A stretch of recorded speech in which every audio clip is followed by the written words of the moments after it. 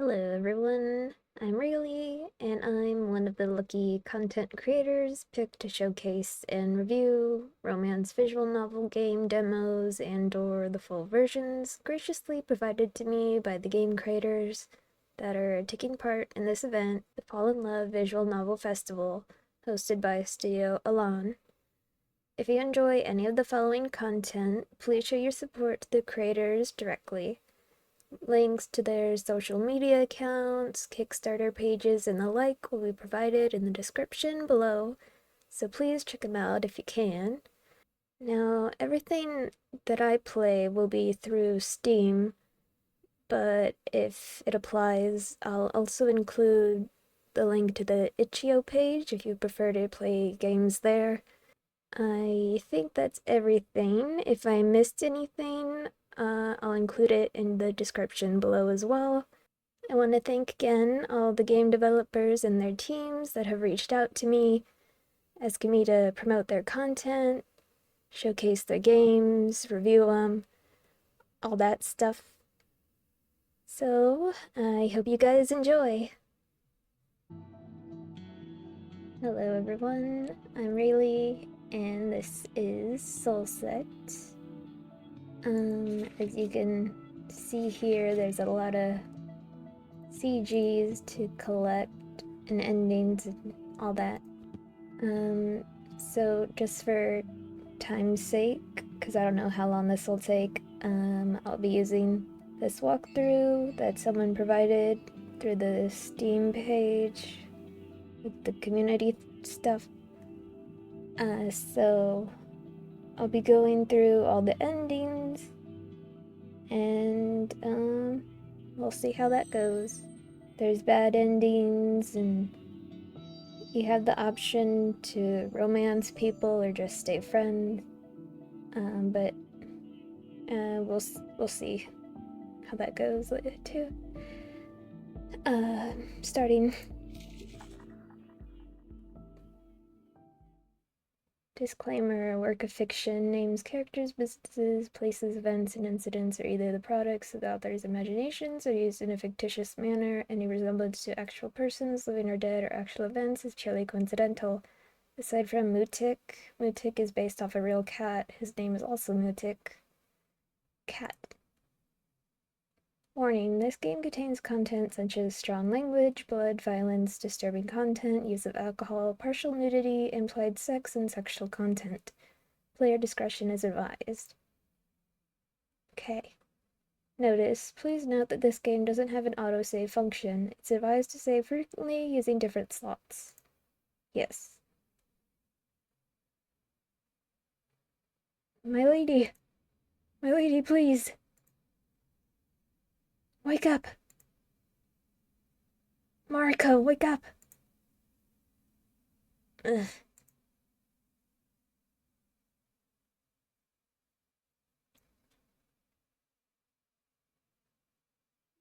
Thank the heavens, she's alive. Mariko, can you move?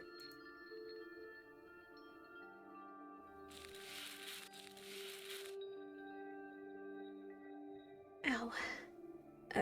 Barely, but I'll be fine. More importantly. Damn it, Ishin. You're bleeding so much. We need help. Mariko, I need you to calm down. They have done you no harm, and that's what's most important right now. I was unable to save your mother, though. I apologize. What do you mean? What did...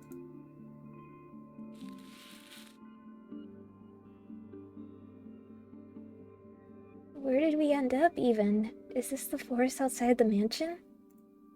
There's smoke in the distance. Don't tell me it's coming from our home. Listen to me, Mariko. I understand all of this must be very hard for you to accept right now, but I need you to hear me out and do as I instruct. Time is of the essence. You're not going to die, right? You're a big, strong dragon. You kept me safe all these years. There's no way you could die like this. Mariko. Don't you dare die on me, you hear? Do you see that bag lying a few feet away from us, my lady? That one? Yes, take it.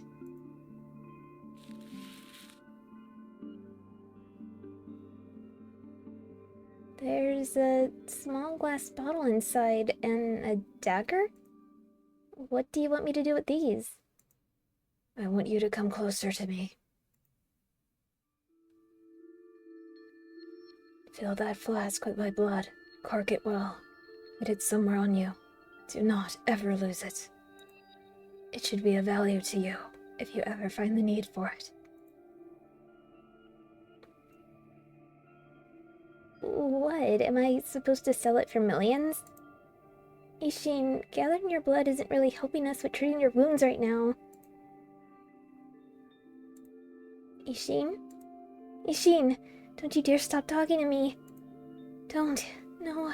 Please no. You can't leave me. What do we have here? Who? A black dragon is a rare sight these days. I'm impressed to see one, the state he's in aside. Who's this stranger, and why is he here? There's something odd about his aura. It's like his very being doesn't belong here. Aside from that... Who are you? Necromancer. Oh, what's a... My, you're good, dragon. How could you tell? He seems amused with this whole situation. This is far from a good sign. If only I had some strength left. Leave the girl alone, I beg of you. Oh my, a dragon begging a human. You flatter me. But where did you get the idea that I wanted to do anything to this girl in the first place? To be honest, I was just passing through the neighborhood, only to notice a burning mansion and a pair of dead bodies lying nearby. And then I saw a half-dead dragon, and... Ishin? That doesn't sound good. We were trying to get away from someone.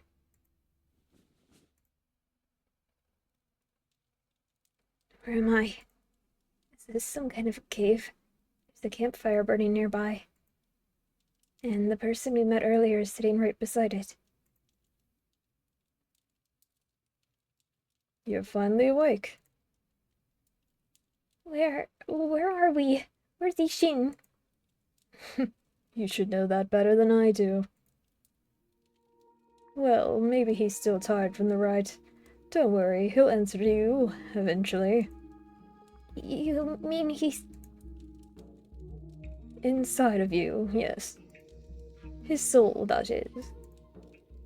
Truly? I don't feel any different, as far as I can tell. I can only take this man's word for it. What are the odds that he's lying to me? Hungry? You might want to eat something after that little ordeal. You've been out for a while. I won't argue. I'm actually starving. Though I am smart enough to know that one shouldn't be taking candy from strangers, even if it is bread. I think I'll take my chances. After all, if it wasn't for this person... Say, mister, how did you do that anyway? You must be some kind of powerful magician. Who knows, maybe I am.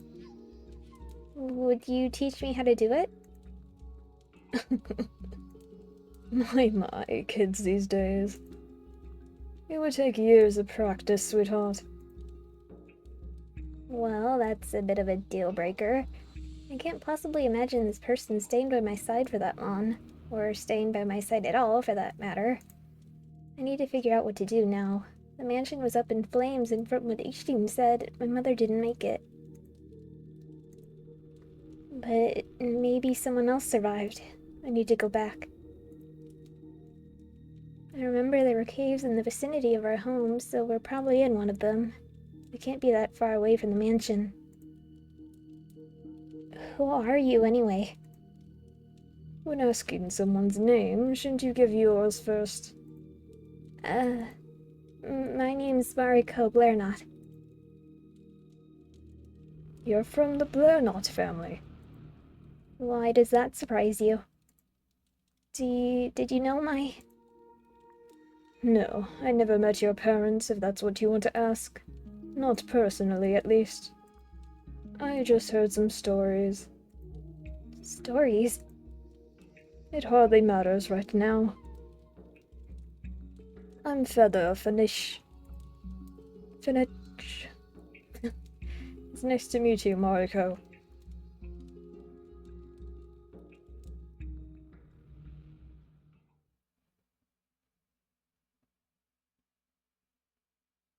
Mariko. Hey, Mariko, are you alright? Feather? No, you're not. What the? Gods, my head feels like someone stuffed it with bricks and cotton. Is this what a bad hangover feels like? I can barely concentrate. And whoever this guy is, I don't recognize him. Who are you? How do you know my name? Do I know you? You don't remember either, huh? What's that supposed to mean? Okay, where do I start? I got thrown in here for some reason. It seems nobody can remember anything. Nobody? There are other people here besides us. Other people? Wait, where is here exactly? Beats me.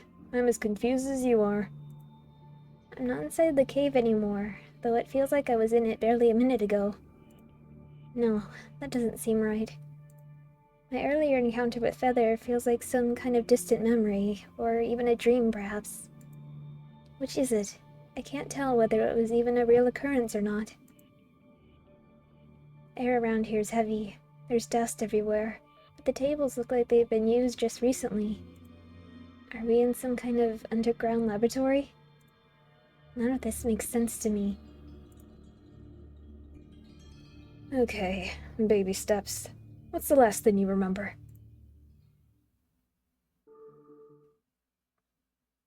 I will agree to your request under one condition, Necromancer. Oh. I will give you my blood. In return, you will not lay a finger on Mariko, and you will take her to a healer once this whole ordeal is over. That's a hard bargain you drive, Dragon. But, oh well, I suppose that's fair enough. I'm willing to agree to your conditions. You're not just saying that, are you? Of course not. Sincerity is not one of your strong points, is it, lad? Oh, but I'm completely sincere. Is there anything else you feel like pointing out? Or can we finally stop waiting for you to bleed to death? I remember that we were attacked. You were attacked? By whom? I don't know. We made our escape, but Ishin was wounded. Ishin? A companion of mine. Oh. Perhaps he's also here then. No, that would be impossible. He didn't make it. I'm sorry to hear that. And then I was inside of a cave with... Cave? Shit. Why can't I seem to remember anything else? My childhood, my parents, anything regarding my life. The hell? I can't remember any of it. Mariko Blairnot, that's my name. But who am I, and how did I get here? It's all a blank. Why can't I seem to recall anything else? My head. I don't... That bad, huh? Take it easy then. Maybe we're under the influence of some kind of spell. A bunch of people losing their memories at the same time isn't exactly something that could be considered normal. You don't remember anything either? Nope. It's a little scary, to be honest. But hey, at least we're not alone on this shaky boat. Whether that's a good or a bad thing. 2 minds are better than one, right? Maybe we can figure things out together. I suppose...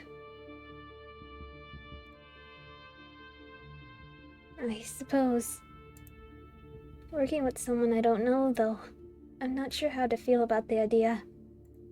Can I trust this person? My instincts are telling me to be wary. Who are you? Manners. My name's Marco. And that's the only thing I recall about myself, it seems. Marco. Yeah? Is something wrong with it? Somehow, the name sounds familiar to me, though I'm clueless as to why. Could it be that we've met before? No, it's nothing. Well, it's nice to meet you. Even if I had preferred for us to meet under brighter circumstances than this. How do you feel, aside from the confusion? Are you hurt anywhere? Do you think you can stand? I think so. Guess it would be rude to dismiss an offered hand. I'm actually eager to get back on my feet. The floor is hard and cold, and definitely not a pleasant place to keep sitting on. Wait. What in heaven's name is this? Is that supposed to be jewelry? Memories gone missing or not, someone should honestly reconsider their fashion choices. The clothing aside, I don't recall my hand being this big. Wait, don't tell me.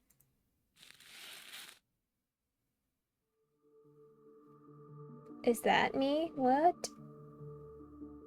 You look like you just seen a ghost. Are you okay? Am I? I'm honestly not sure at this point. I'm pretty sure it was younger than this in the memory I saw. Just how much of my life did I forget about? Marco, how old do I look to you? Is that a trick question where I'll get punched in the face for getting it wrong? I'm serious. Boy. Well, I'd say that you're somewhere in your mid-20s, a bit younger than that, perhaps? This is a little baffling. And the only thing I seem to recall, I was 14. Yikes. This whole memory loss thing is worse than I thought. Well, don't worry about it too much. I'm sure we'll both get our memories back, eventually. Perhaps Ishin can give me some answers. You mean that companion of yours? Didn't you say he was... My head. Oh, hey.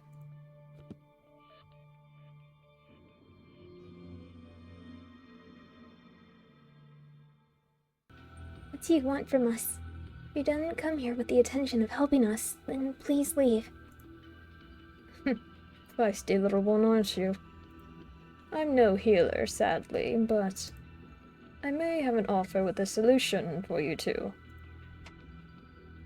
Solution? Would you like me to perform a soul link rite? So, what is that? Seeing that your friend here will be dead in a few minutes, at best, I could link his soul with yours and transfer it into your body. Then his soul would live on together with you until the day you die. As you probably imagine, such things don't come without a price, though. Going through with this rite requires a lot of vital energy. It would shorten your lifespan by half.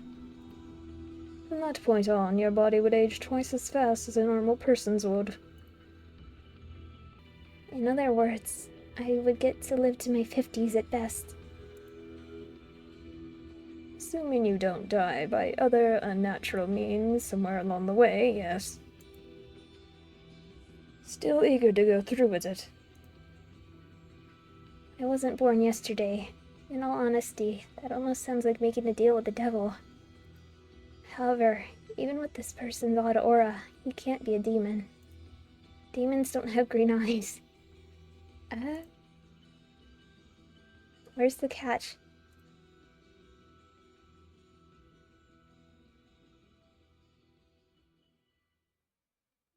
This whole thing is a load of horseshit. I vote that we go outside and beat the crap out of that barrier until it gives in. I don't feel like staying here another single minute. This place gives me the creeps. Can we really do that, though? Of course we can. Sitting on our asses and waiting here for God knows what won't solve anything. I admire your energy, Miss Shira. And I despise your submissiveness. Show a bit of spark, girl.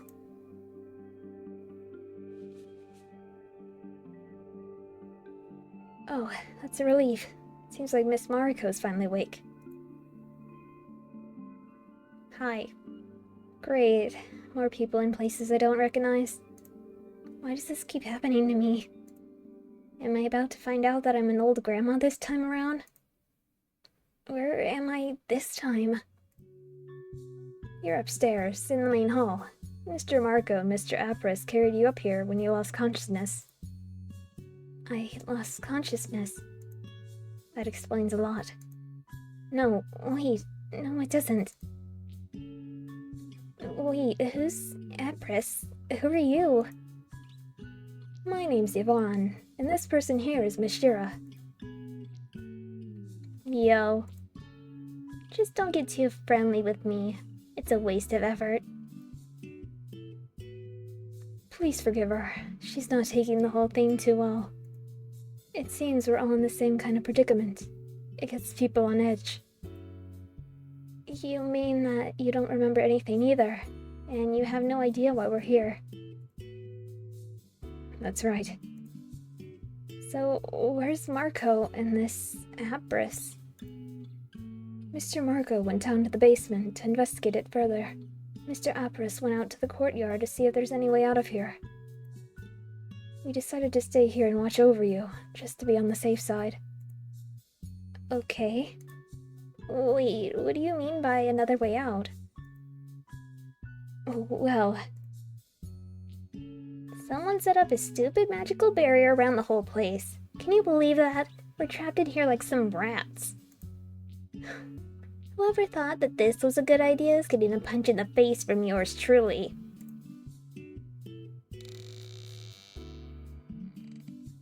Oh, Mr. Apris, you're back. It's no use. The barrier's a sphere. There's no getting out of here until we dissolve or break it somehow. So, we're inside of a stupid bubble. Great. Did you try kicking it? I did, actually. It didn't budge. Well, if it's no use, then it's no use. Oh, Mr. Apris, this is Miss Mariko. She just woke up. Miss Mariko, this is Mr. Apris. Hey. You good? The kid said you almost hit your head when you fell. I'm fine, I think. I'm fine, I think. More importantly... Hey, I might need some help here. I found another one. Another one? Seriously? Just how many unlucky people ended up here? Wait here.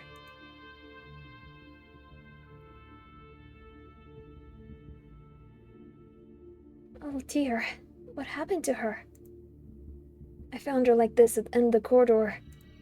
I treated her wounds for what it was worth. She's unconscious, but alive. Is there anything we can do to help her?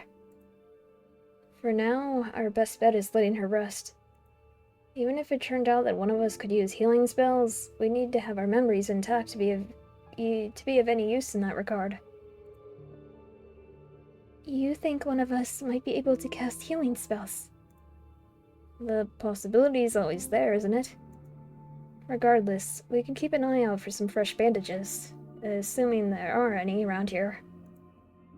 Otherwise, we'll need to use cloth or sheets to keep her patched up. Mr. Apris, would you mind putting her down on the sofa?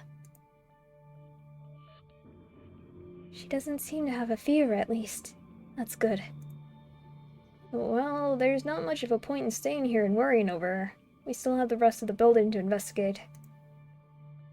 I'd suggest staying in a group, or at least not going anywhere alone, for safety reasons. But it's mostly your choice. Also, one person might always overlook something. That's actually a good idea. Aside from more potential victims, who knows who or what might still be lurking in this place.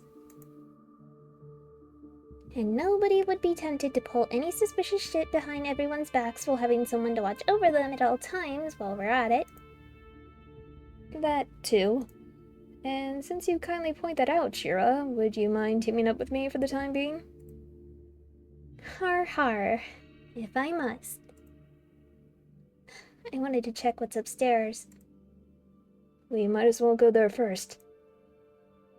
After you.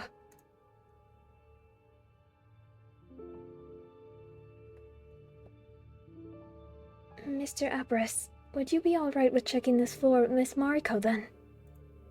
I wouldn't mind staying here and keeping watch over this girl. If she were to wake up, it would be good for someone to be with her. Let me be the one to do that then. I'm feeling a little dizzy. I could use a few more minutes of rest. Alright then. Are you sure you'll be alright on your own? Yeah, just go. Come on, let her be. Well, try not to take long.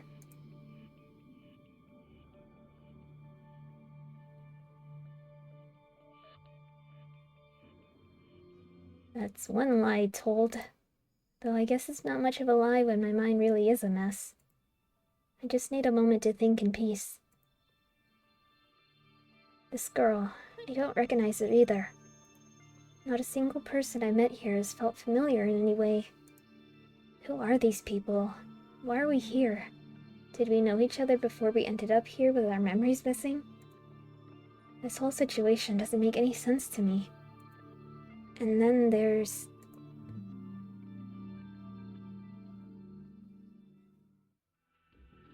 Where's the catch? There is none, aside from the fact that it'll cost you, of course. Oh, I'm sorry, I don't have a single coin on me right now. But I can repay you later, I swear. Easy there. I'm not interested in coin. You're not? What do you want in return, then? I want some of the dragon's blood.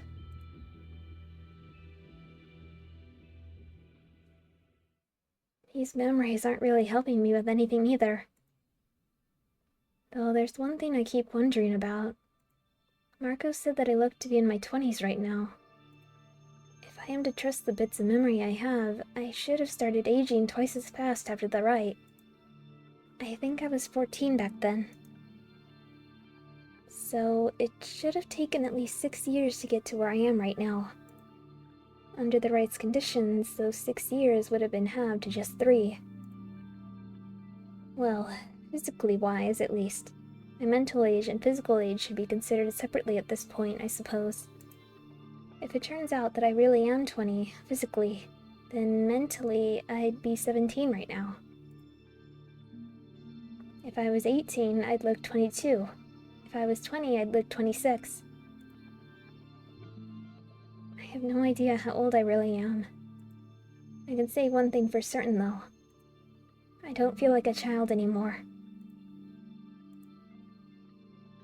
Ishin. Ishin, are you there? There's no response. Does that mean that the ritual failed for some reason? Or is there simply something I'm not aware of? This mansion. I get the feeling that I've been here before, actually. Then again, it might be giving me a sense of deja vu because I used to live in a mansion. I used to live in one, didn't I? All of that couldn't have been just a dream. Also, regarding my acquaintance with Feather, I have no idea what happened afterwards, but there are vague and odd things I'm able to recall about him. Like the type of jewelry he used to wear. Or how I was surprised that Feather had his ears pierced in a lot of different places. How random is that? Not to mention useless in my current predicament.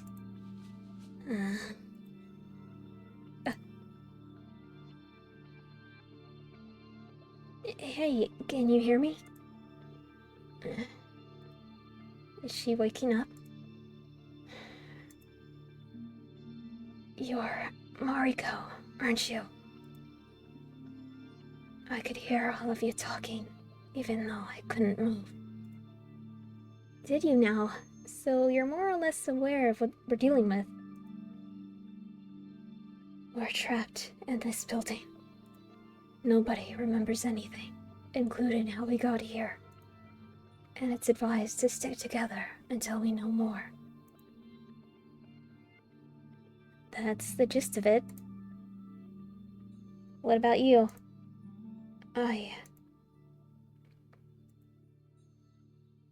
Can you remember anything? No. You people at least know what your names are. I can't seem to recall even that. You don't know what your name is? I don't. Well, then, we could come up with something temporary for the time being. Shouting, "Hey you," all the time would be bothersome. What should we call you? I don't know. Call me what you like. It doesn't seem that relevant. You honestly don't care? Think about it at least. You know, if you feel like checking out that barrier for yourself, you're free to go. I'm awake now, so keeping watch over me is pointless. Wasn't the plan for us to stick together? I don't think I'd be able to walk at the moment, and I don't want to be tracking you down. Don't force yourself to sit here and do nothing on my behalf. I won't lie, I am curious about the barrier they mentioned. But at the same time, I'm a little reluctant to leave this girl on her own. We have no guarantee that this place is safe. Leaving an injured person alone is risky.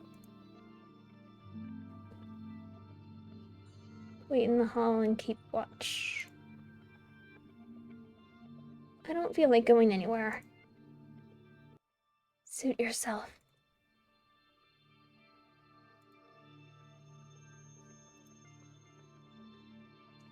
I'm guessing she's not the talkative type. Or perhaps she's just saving her breath. She's injured, after all. Then again, with our memories gone, there isn't much we can talk about to begin with, is there? What do you think about everyone? Do they seem trustworthy to you? I'm not sure, to be honest. This whole situation has me a little on edge. But I suppose working together should be the fastest way to solving this whole predicament and getting out of here. I think so as well. What do you suppose is out there, though? What do you mean? We're assuming that we're trapped in here, but what if it's actually the other way around? What if someone set up that barrier to keep us safe? I mean, that's also a possibility, isn't it? That's actually a smart observation. There needs to be some kind of reason why we're here. And I'd certainly prefer to believe that someone didn't lock us up in here for their own entertainment. You mean, like, for some kind of experiment? Maybe. Well, if they did, and we somehow were to find out who that person is, I'm pretty sure all 6 of us would be breaking their legs. And arms. And fingers. Or just 5 of us. Yvonne doesn't seem like the violent type. You have an odd sense of humor, Mariko. We've been gone for a few minutes, and they're already gossiping about you. At least they seem to be getting along. I was just stating a fact. Well, now that the wounded miss is awake, proper introductions are in order, aren't they? My name's Yvonne. This here's Mr. Apres, and that over there's Miss Mariko. All these strange circumstances aside, it's a pleasure meeting you, Miss... Miss, I have no idea. Huh? Unlike the rest of us, she doesn't even remember her name. Oh, dear. Now that's troublesome. I said the same thing. She insisted that she doesn't care. Let's just call you White or something. White? Your hair is white, and some of your clothes are white. My hair color is called platinum blonde. Thank you very much. Whatever. Miss White it is. I don't even want to dignify that with a comment. Nicknames aside, you really need to drop those honorifics, Yvonne. I'm pretty sure nobody here cares about such formalities. But that would be... I couldn't. Seems to relate to the party.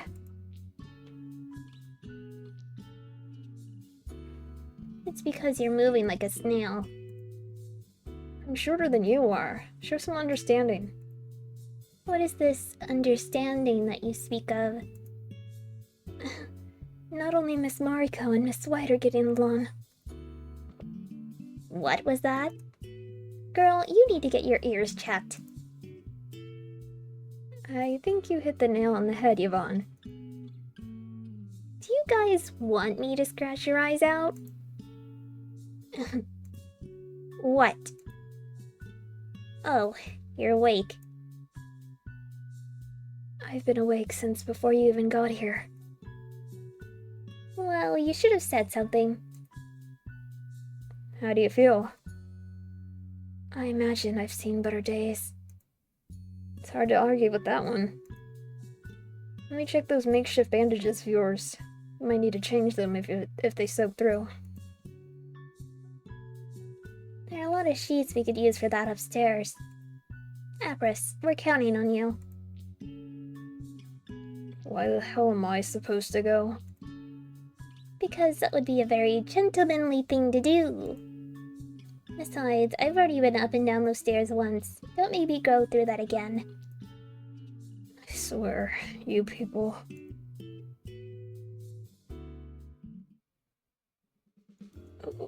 Why are you touching me, you pervert? I need to touch in order to check. Gods, woman, calm down. Poke me like that again and I'll hurt you. I'm not even doing anything. You know, you were a lot easier to deal with when you were unconscious. You were taking advantage of me when I was unconscious? Why do you keep twisting my words? Gods, somebody help.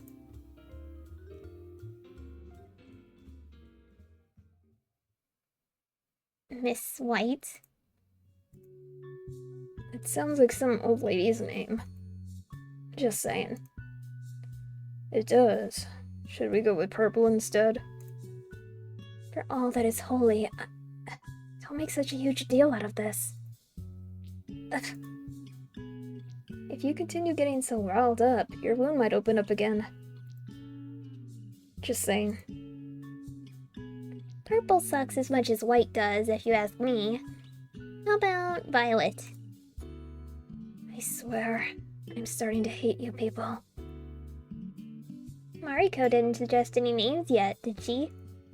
Come on, girl, give it your best shot. Shira wants me to suggest a name. Well, I'm just gonna give her the default name. 'Cause I don't really have any other ideas. I know sure is a weird name, but... How about sure? What? That's pretty similar to my name. And also part of the reason why I suggested it. You two look alike. It'd be easy to remember, right? Sure, why not? I like it. You're secretly sisters, aren't you? Sure it is. Going back to the matter at hand, though. We found something in the library. Everyone should probably take a look at it.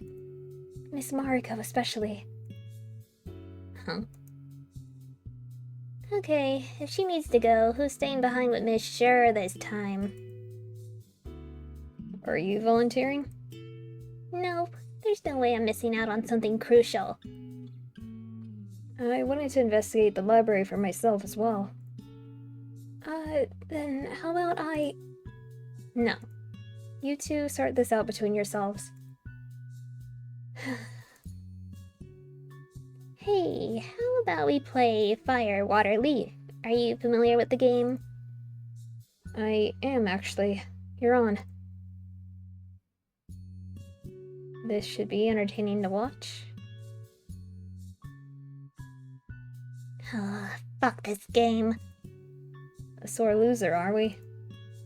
Shut up. All this earlier walking around tired me out anyway. I'll gladly stay behind.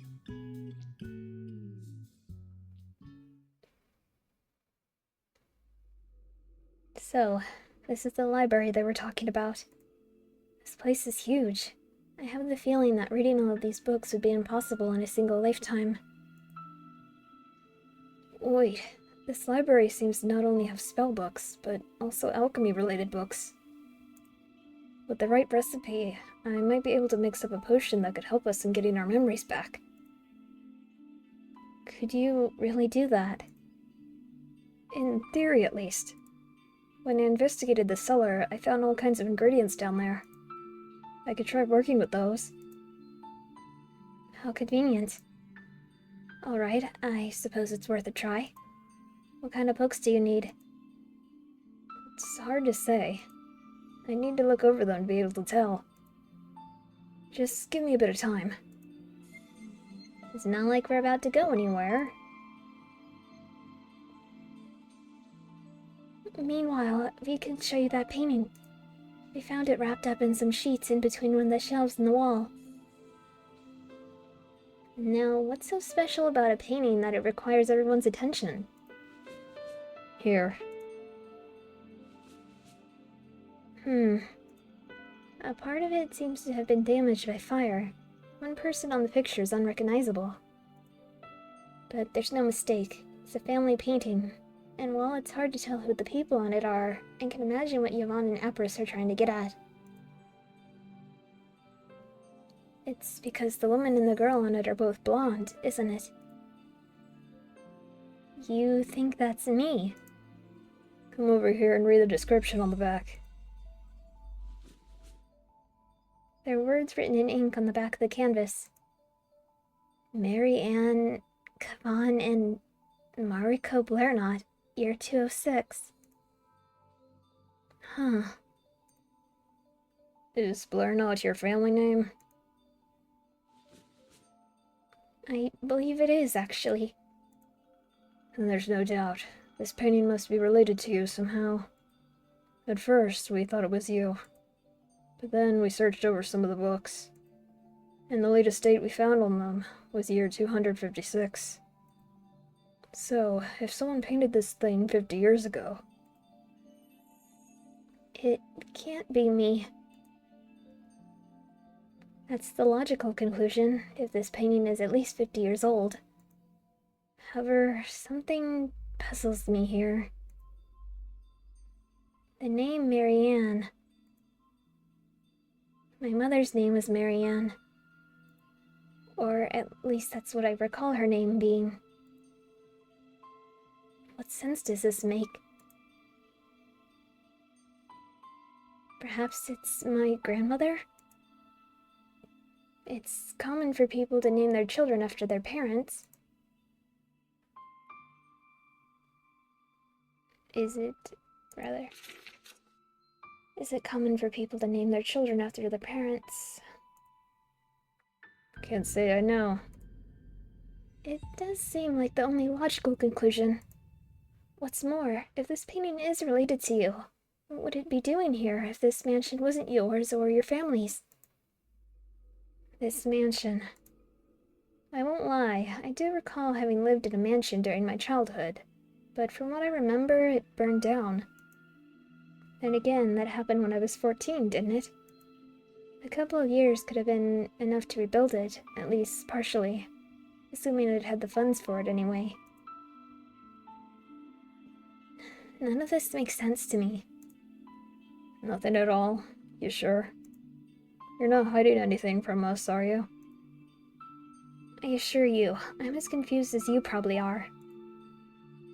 Please don't fight. The situation is difficult on all of us, Mr. Abras. This isn't Miss Mariko's fault. We don't know that. For all we know, she might be behind the whole thing and lying to us. And for all I know, you might want to be a difficult ass who's trying to make this whole situation worse for us on purpose.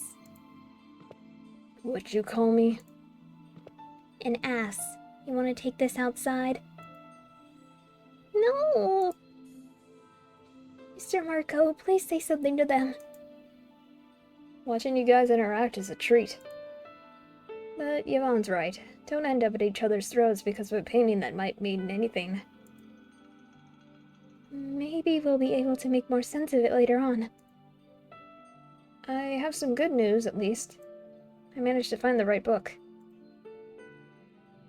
You did? Yep. Now just give me some time in the dark, scary cellar, and I'll fix up some wonderful potions for us. Are you sure you'll know what you're doing? This thing is written in Old Lurian, but I seem to know Lurian quite well. Happy coincidence, isn't it? You might want to slow down with that happy part.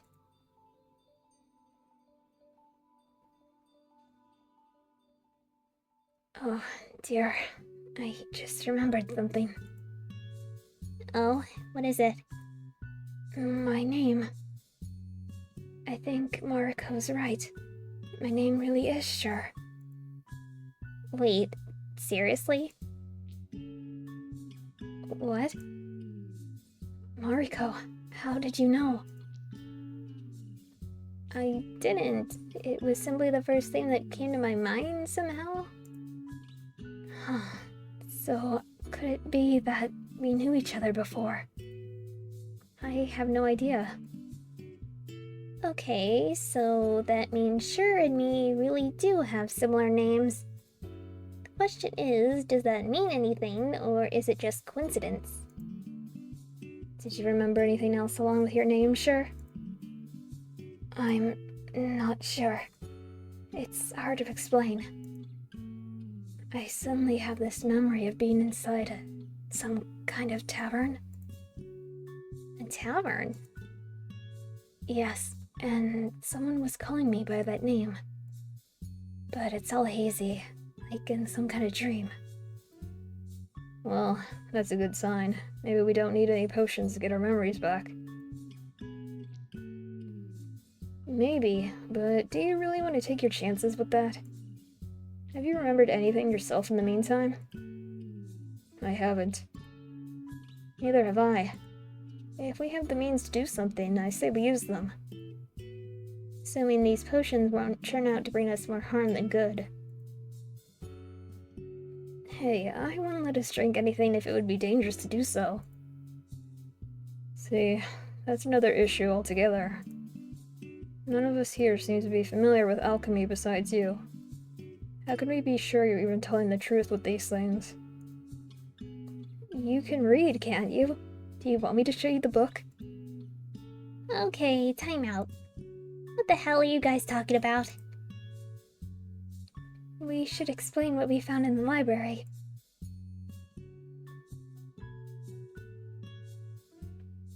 Well, if there are no more questions or complaints, I shall be on my way. Don't set the whole place on fire while I'm gone, huh?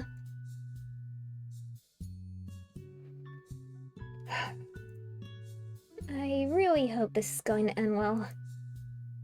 Well, it seems that nobody else is left to stray in the mansion at least. Still, don't let that get your guard down. I'll be out in the courtyard if you need me for anything. So, does this mean we have some time to kill? It seems that way. In that case, I'll head back to the library. Maybe I'll be able to find some kind of book that could help us further somehow, too. I'll go with you. I want to see that painting you mentioned with my own eyes. Your company would be appreciated, Miss Jira.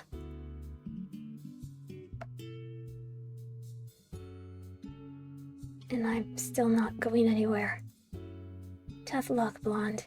It seems that all the good places got taken. Blonde? That's my revenge for all the weird nicknames. Now who's the one with the odd humor? How are you holding up? As well as an injured person can, I suppose. Any idea what caused that injury? Not a clue. Marco said it looked like a stab wound, though. A stab wound, huh? Meaning that someone or something must have been responsible for it. Well, hang in there. It's not like I have much of a choice in the matter. Seems I can spend my time however I want. Marco will probably take a while to finish his work, so I should make the best of it. Do I want to go bother anyone? Library.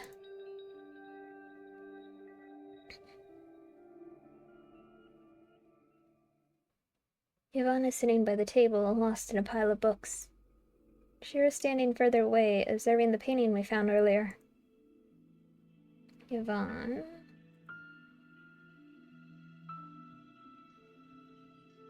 How's the research going? I've been looking for anything that had to do with healing spells. I was thinking that maybe we could help Miss Shear somehow. But according to this book, not everyone can learn them. Only a small percentage of people are born with the talent. It's still unknown what the factors deciding it are. Some say that if both of your parents have the talent to heal, you have a high chance of becoming a potential healer as well.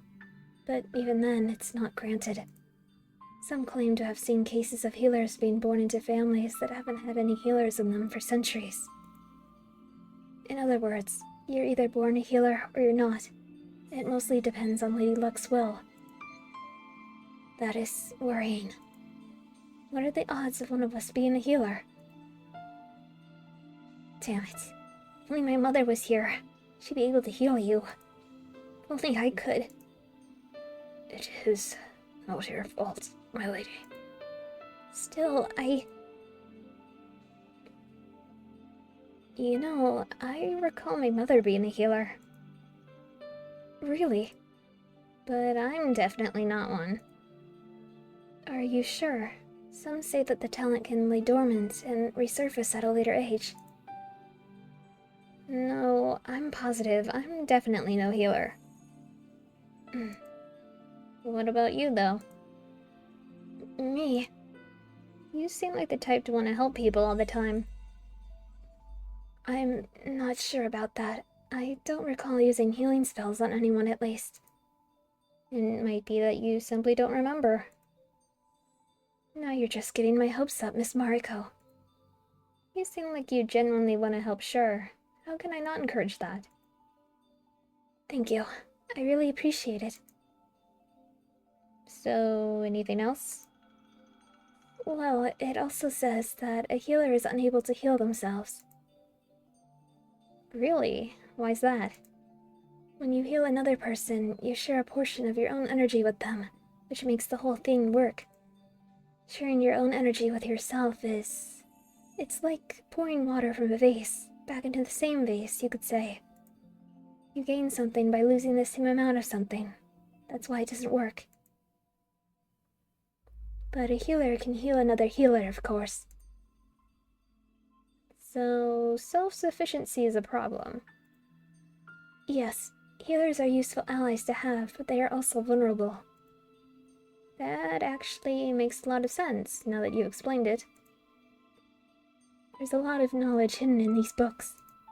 You're more than welcome to join me, Miss Mariko. I could, but do I want to? Well, there's something I am curious about. Finding the right books is bound to be time-consuming, and there's a chance Marco might come back any minute. Would I rather spend my time here instead of investigating? Stay and try looking for info. You know what? I'll take you up on that offer. Make yourself comfortable, then. It's been on my mind ever since I came to, so I might as well use this opportunity. Ishine had referred to Feather as a necromancer, and while I have a vague idea what necromancy is, what would anyone need dragon blood for? Maybe some of these books can give me some answers.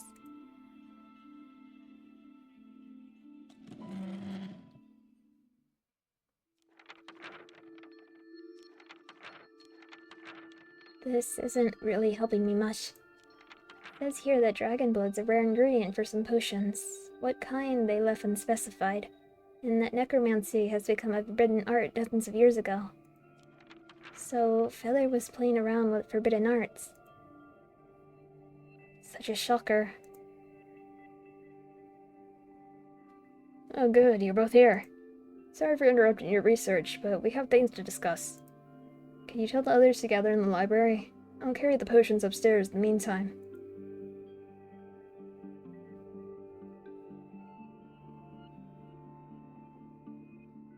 Okay, so I have some bad news and some more bad news. Oh boy. There's always a catch somewhere, isn't there? The first piece of bad news is that the potions have a time limit. We need to drink them in less than an hour, otherwise they'll be as good as rainwater to us. Okay. And the second piece of bad news is a little more tricky. It seems that we need to drink them in pairs to make them work properly. Come again? These potions are designed to work from stimulating interpersonal bonds. Shared memories are what make them tick, in a sense. Now, if we were to assume that we're all total strangers, this would probably get us nowhere. But considering we needed to get where we are somehow, I think it's safe to assume that we needed to stumble upon one another earlier and know one another at least a little bit, no? We probably just don't remember it, like the rest of, well, anything. In other words,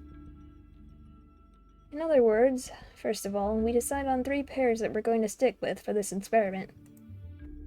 Second, each pair will settle somewhere. It's logical to assume that drinking the potions will put us in a state of sleep, or at least near sleep. So lying down beforehand would be advised. Conveniently, there seem to be enough usable beds around here, if everyone were to feel comfortable with the idea.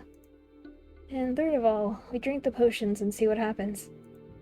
If we're lucky, we should start to remember things about ourselves and the other person we're paired up with. To be completely honest, that almost sounds like a scenario to a poorly written rated M novel. Who the hell comes up with this shit? Oh, Shira.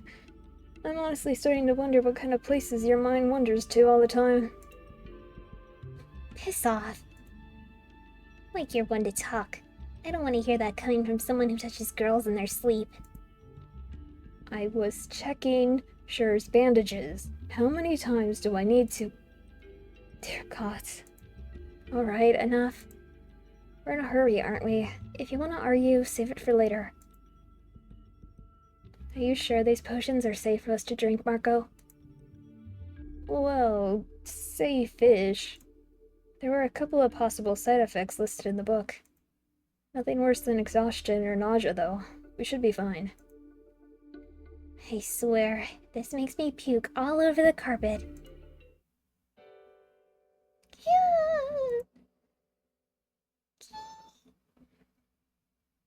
Oh no, she did. Yvonne, what happened? Oh my God.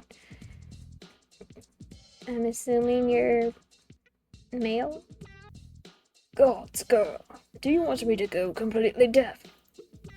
What is that a cat? No, it looks like some kind of chupacabra. Foolish mortals, I am neither of those things. I am Lord Mutic. Show some respect. Lord Mutic? Did you hit your head, child? Again?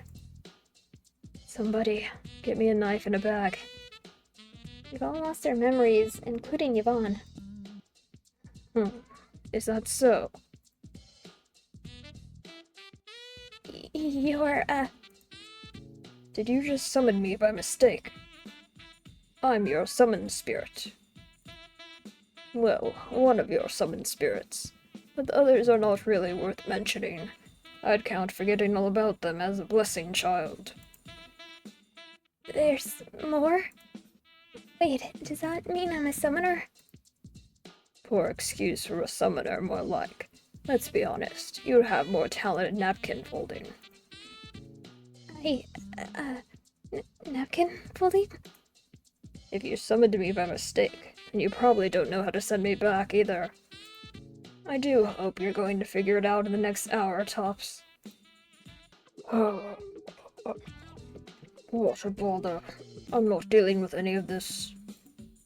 Good night. What are you? My lord, wait, we still have questions for you. You have questions, and I don't feel like giving answers. But if you're my summoned spirit, aren't you supposed to obey me? Am I? How bothersome. What's in it for me? I'm not in the mood.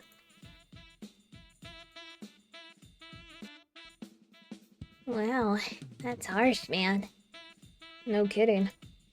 What'd I tell you about the spark girl? The goddamn spark.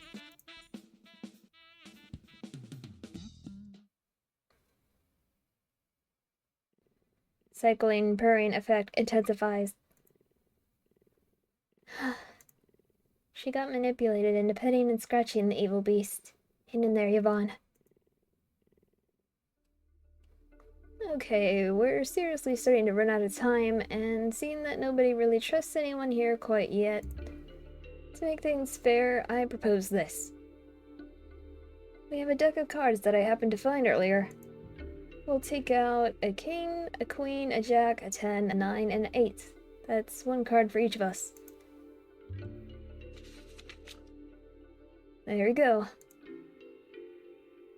Whoever draws the highest card, the king, will get to decide who they want to pair up with first. That will establish the first pair. Wait, don't Mayo. Whoever draws the highest card, the king, will get to decide who they want to pair up with first. That will establish the first pair. And the second highest, the queen, gets to choose next, and so on. I take it the trick here is for the cards to remain hidden until they're summoned. The person with the king isn't supposed to know what card everyone else has, right? That's right. Things would be more fair that way, don't you think? If the king happens to choose the person that had the queen, the person with the jack gets to choose second instead. There are 6 of us, so the remaining pair would be decided on its own after that. Fair enough. It's not that complicated, is it? Can everyone understand that? Any questions or complaints? So, we'd leave it all up to Lady Luck and the whims of 2 people. Alright. Kind of a stupid way to do this, but sure, why not? I think it's a good way. Otherwise, we'd probably keep fighting about it. I second that. Let's do this. Empress? You guys do what you want. I'm staying out of it. I'll let you decide who pairs up with whom on your own, cause I couldn't care less. Are you sure about that? Yeah, I'm sure. Suit yourself. I suppose the smallest card leaves the pile, then. I need to get some fresh air. I'll be outside. Okay.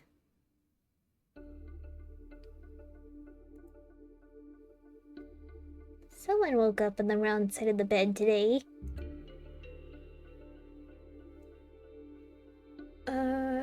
before we get started, I do hope nobody will try tampering with the cards. Yes, Shira, it's not just your imagination. I'm looking at you. Ugh. Fine, my bad. You're unusually perceptive, if you can tell, though. I'll give you that. I don't think anyone usually notices. Or you've done it before, yourself. Wait, you remember doing this kind of thing? I somehow remember that I used to, yeah. Though I have no idea with whom and why. I just recall the act itself. Does that mean you tended to gamble a lot? Hell if I know. Or could it be that you are familiar with illusions, maybe? Well, it's a useful skill to have, regardless. As long as nobody can tell that you're trying to pull it off behind their backs, that is. That being said, I'll be keeping an eye on you from now on. Joy of joys. Alright, ready? Wait, we established a system for this, but who gets to draw first? Right. You're gonna fight over this, aren't you? The potions don't have much time left. How about we decide it by age? By age? The oldest of the group will go first, and so on. That's a great idea and all, but which person in this room does actually remember how old they are? We can base it on appearance. To me, you look the oldest, Mariko. Not counting Apris, that is. Marco looks to be the youngest. Okay, fine, I'll get the remaining card. So... after Mariko, I'd say it's Yvonne, then Shira, and me. Really? That kind of makes me both happy and angry. But okay, let's roll with this. No complaints on my side either, obviously. That kind of combination, I get to draw first after all. Alright then, so it's Mariko, Yvonne, Shira, and Shur. I get the card that remains. Fair enough. Mariko, pick one. It's time to choose a lucky number. Number 5. Okay, let's see. Well, what do you know? You're the king. Ooh, long live the king. I don't know if you can see the achievement pop up. That means I get to decide who I want to pair up with first. It makes me both happy and a little nervous. I have a tough decision to make. Who do I want to trust my back with the most? Does everyone know what card they drew? Well then, let the king speak up. King here, reporting for duty. Guess Lady Luck's on your side today, huh? It's Mariko's choice first, then. I'd tell you to think about it, but we're short on time. Besides, I bet you already have someone in mind, don't you? Who would you like to pair up with? Yvonne. I'd like to pair up with Yvonne. Me? Is that a problem? No, not at all. I'm just a little surprised. But in a good way. I simply didn't think... Thank you for having me. Alright then, we have our first lucky pair. Who has the queen? I do. Sure. I want to pair up with you. Alright. With Marco? Really? I kinda got the impression that you two weren't on the best of terms, so plot twist. Also, this kinda sucks. That means I'm stuck with Mr. Grumpy Pants now. I'm so looking forward to that. You should be safe with him at least. Why? Because he looks strong? Mr. Apris probably just has a hard time expressing himself. Don't let that discourage you, Miss Shira. Yeah, that makes me feel so much better. Alright, so it's Mariko with Yvonne, Shira with me, and Shira with Apris. We're running out of time, so let's all take the potions and follow the plan. We'll see each other in a bit. How long are we gonna be out? A few hours at most, I presume. Presume? So you don't know? The recipe wasn't very specific about it. This is getting more and more shady by the minute. They're safe to drink, I can assure you of that. Are they? Okay, listen.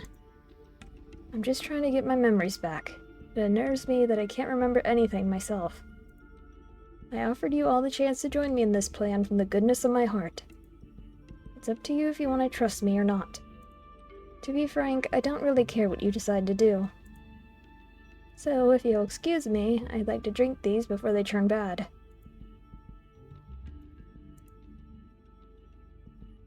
Come on, sure. Well, good luck to you guys. I'm gonna go poke Apris and see what he makes of all this.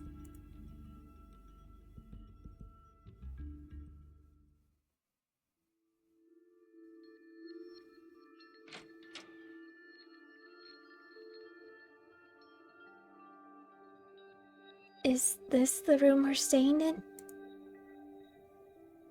I'm not about to complain. Me neither. It's so cozy in here. Rooms aside, what are your thoughts on this whole potion thing, Yvonne? Mr. Marco does seem to mean well, doesn't he? I think he really just wants to help us out. That's a bit of a careless approach. You don't trust him then? So you don't want us to drink the potions? Do you? I would put my faith in Mr. Marco and take the risk, yes. But it's up to you, Miss Mariko. I'll go along with your decision. Let's take the risk, then. Let's take the risk, then. Alright. What's the worst that could happen, right? Do you really want me to answer that question? We'll be fine. I'm positive. You know, saying such things with a straight face might be a tad more convincing. Let's hope this is going to end well. Cheers, Miss Mariko. Yvonne, wait. Didn't Marco tell us to lie down first? Oh, right, he did, didn't he? Silly me. No harm done. I can always... Hey, watch out! Seriously. You should appreciate my reflexes, Yvonne. Now, if you would be so kind to get off of me... Achoo. Damn, these rugs are dusty. Yvonne? Yeah, she's out. I swear. Girl, just how much do you weigh?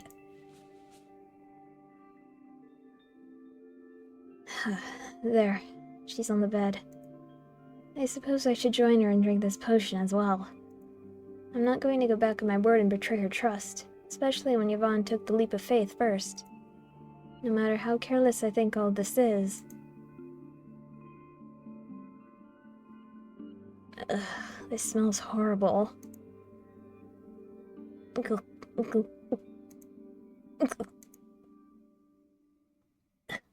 It tastes even worse. Heavens help me. I really hope this is gonna be worth it.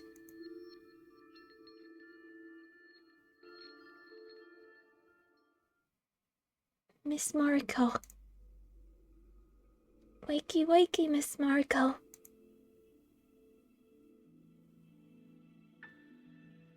Yvonne? Good morning. Well, it's still night outside, so I guess it should be good evening, but...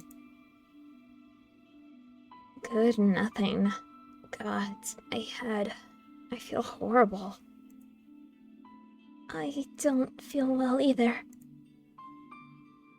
And yet, you're so cheerful. Did you remember anything? Sadly, I didn't. Me neither. So... How unfortunate. I was hoping we could remember something. Especially when... Perhaps the potions didn't work? I really don't know. Well, we can worry about that later. Let's go see how everyone else is doing.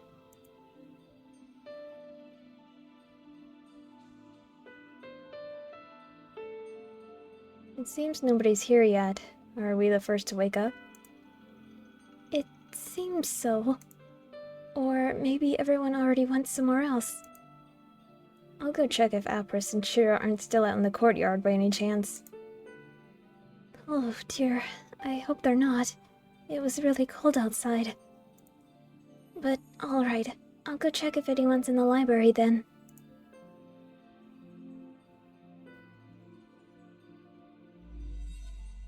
I see my hunch was right. Yo, I'm hoping your pair-up turned out better than mine did.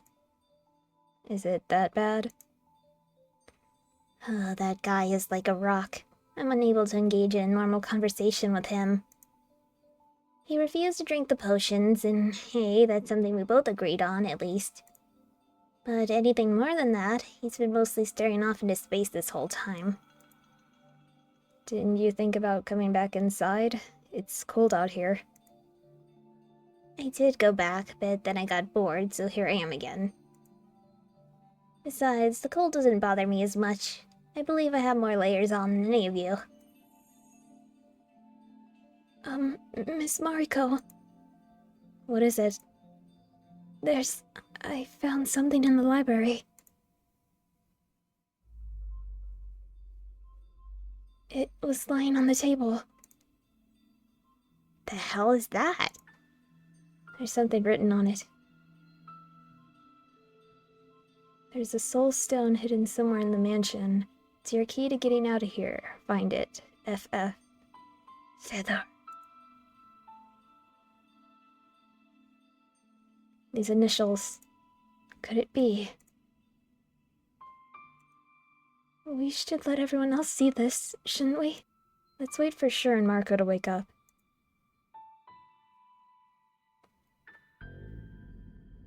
Hey, Apris, get over here.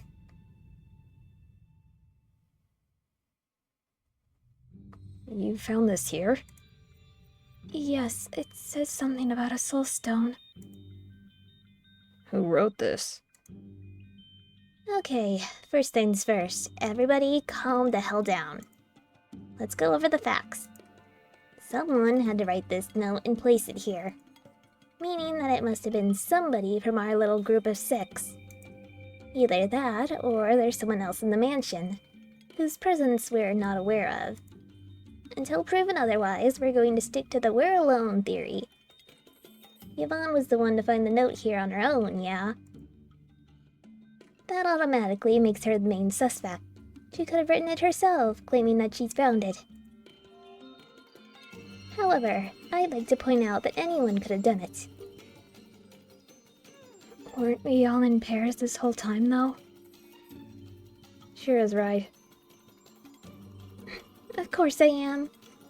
Just take a moment to think about it. Apris and I didn't drink the potions and stayed out in the courtyard. But I did leave for a moment. I went upstairs to check our bedroom and then came back shortly after. I think it barely took a minute or two, but that still leaves both Apris and me with enough time to visit the library without anybody noticing. I didn't go anywhere. Yeah, we could take your word for it, but that's not actual proof, you know. Marco and we didn't drink the potions either. Wait, you didn't?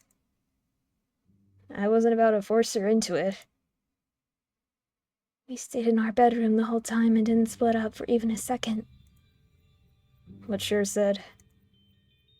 Okay. So, you wanted to pair up with Marco, but you didn't want to drink the potions with him? Yes, how's that weird? Considering he's the one who came up with the whole plan, you know he was first in line to execute it, so yes, I do think that's a little weird. See? Go ahead and tell her how you're being a nuisance to me on purpose. Oh, what gave it away? Oh. Oh boy, is that what's happening here? Just trust women to hold some weird grudges against you. I have absolutely no idea what you're talking about. Can we just drop this? Well, I couldn't have written the note either. Yvonne was with me the whole time, right up until we split up in the hall and I went out to the courtyard to check up on you. didn't you two drink the potions, though? We did. Neither Yvonne or I managed to remember anything, though. Meaning that drinking these awful-smelling potions got you nowhere? Failed plan, dude. Such an observation. Thank you kindly for rubbing that into my face. Either way, you claim that you were asleep the whole time, but how can either you or Yvonne be sure of that when you've been asleep? If you are out cold, then you don't know if the other person has been asleep the whole time as well, no matter what they claim. There's also the possibility that the culprit isn't a single person. For all we know, it might have been a pair working together. And that makes just about everyone suspicious. Holy shit. What if I'm the only one who doesn't know what actually is going on here? Are all of you guys faking your amnesia and laughing behind my back?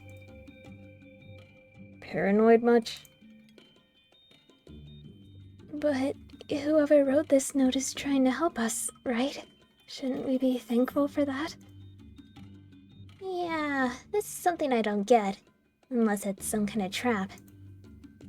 Either way, it's a clear sign that at least one person in this room knows more than they actually let on. If you ask me, Yvonne's the most suspicious one. Me? You were the first at the scene of the crime. And your whole innocent act is shady as hell. Act? Don't you think referring to a piece of paper as a crime is pushing it a bit? You know what I mean. So it's... just so it's out there. I feel like I should know what a soulstone is, or does, but it's on the tip of my mind. Oh? I'll let you know if I remember anything. That's not helpful at all. I have another question. Does anybody have an idea what the initials FF might mean?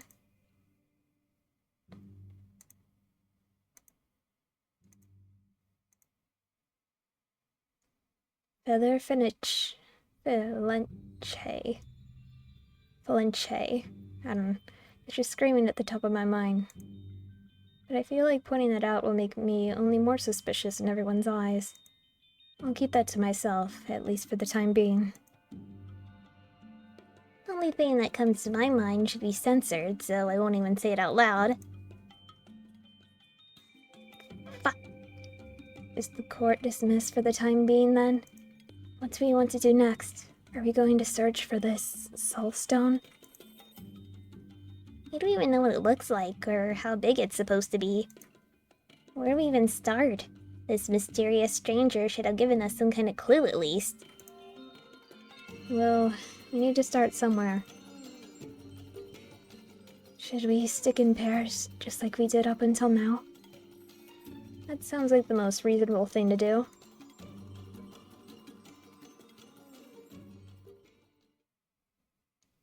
Miss Mariko, you believe me, don't you? That I didn't write the note? I believe you, Yvonne. I believe you, Yvonne.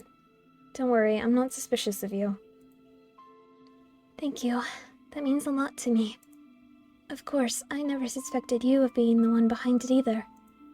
And even if you were, whoever wrote that note clearly wants to help us, so I don't see how it's a bad thing. The problem isn't with the note itself. It's about who's lying about not remembering anything. So, if they are hiding the fact, but want to help us despite that, it's still bad? That's an interesting thing to point out. Should we look for that soul stone in the library? I suppose we might as well. Let me guess. Apris wants to go back to the courtyard. Yeah. Well, I am staying inside this time. I'm going back to the basement. To me, it seems like the first logical place to search in. You think? You can stay with Shira for all I care. I've had enough of your whining. Ouch. You want to talk about it? Not really. But I wouldn't mind some less annoying company if you'll have me.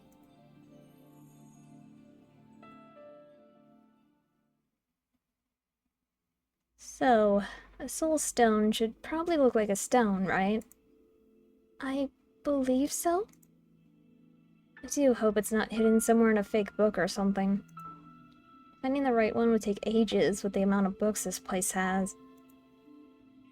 I don't know why, but whenever I think about a soul stone, I have this image of a piece of amber stuck inside my head. A piece of amber? Yes, only with a lot more colors than normal amber has. Like a rainbow inside of a glass bottle. That's a weird way of describing it. But I suppose I can somewhat picture what you have in mind. Are you guys talking about rainbows? Should I ask? Either way, come over to the hall. I managed to find something.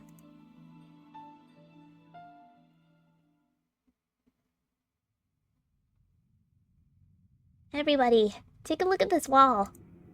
There's actually a hidden passage behind it. A hidden passage? We've never noticed it up till now because it's warded with an illusion spell. Observe. Shira just went through the wall.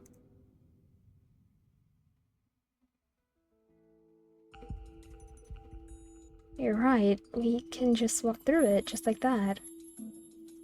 There's a short corridor here. There's just one problem with it. It doesn't look like the door will budge. It's pretty solid and has a padlock on it. So we might have a hard time breaking through, unless our friendly giant Apris can surprise us. Those nicknames of yours are just annoying. Wait, a padlock? Yeah, and I sure as hell didn't see any keys laying around here. Did any of you? I could try opening it. Oh? I'll just need some kind of wire. A strong one, preferably.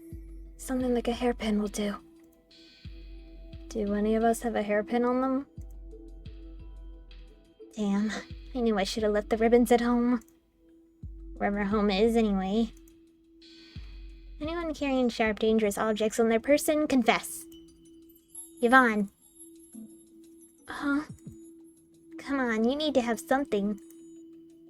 Why would I? I don't have any hairpins, I think. Lame. Marco. I bet there's some knives in those pouches of yours. Yeah, Shira. 1,000 of them, in fact. All sharp and pointy, ready for backstabbing. Seriously though, what are you carrying in those? Wouldn't you like to know? Tease. Abras. You're being annoying. Just shut up. Aha! You're hiding something. Admit it. Move aside.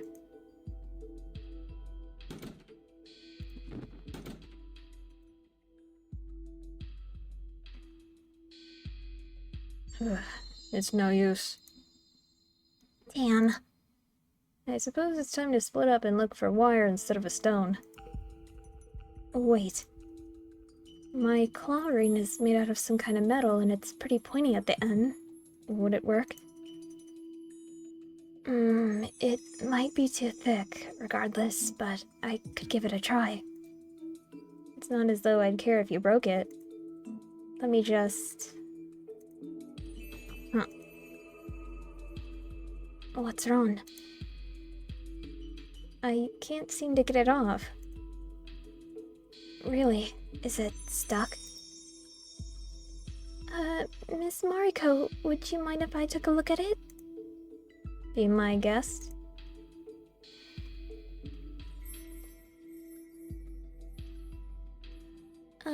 I'm not sure why, but it seems to be infused with some kind of spell.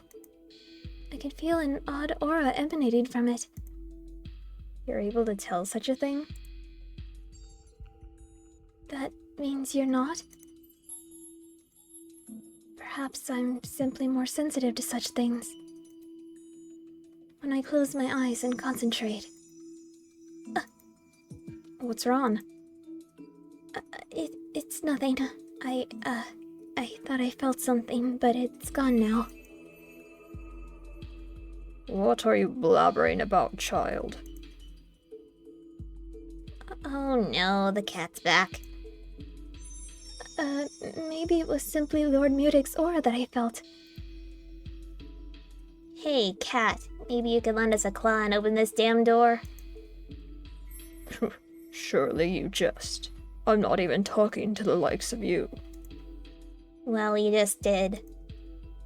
And hey, what's that supposed to mean? Did you know that in another dimension, people who dress like you walk around the streets, staring into shiny tiles, catching imaginary monsters? Your door here is simply boring. What? Could we get back to the issue at hand? We're wasting our time here. I agree with Apris for a change. And you know, Mariko, if you can't take that thing off and there's a spell cast on it, it probably needs to be there for a reason. Don't force it off until you can remember what that reason might be. I was about to say the same thing. While we're at it, I've been kinda wondering, how sharp is that claw of yours? You could probably kill somebody with that thing. Don't worry, I won't slit anyone's throat if I don't have to, though I could poke an eye out.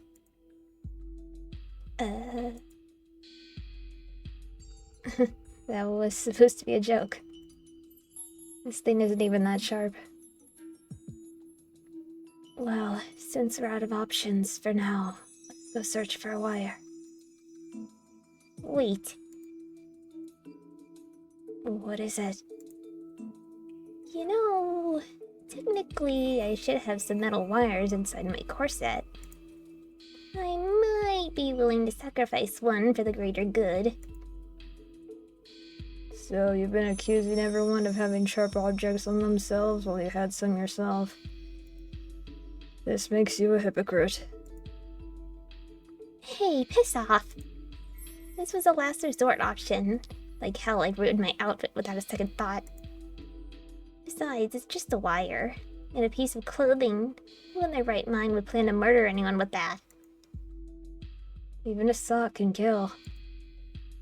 You're not helping. What am I saying? You never are.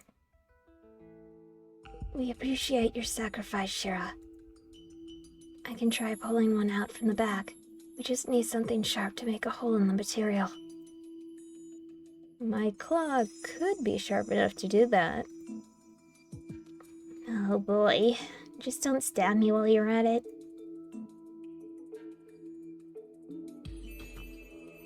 I might still need to sharpen it a bit, but I think I should be able to work with this.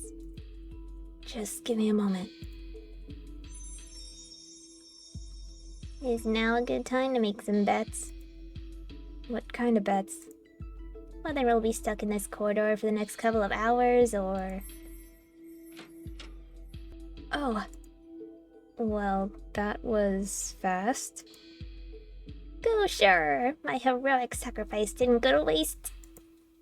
Now I know the fashion gods will forgive me.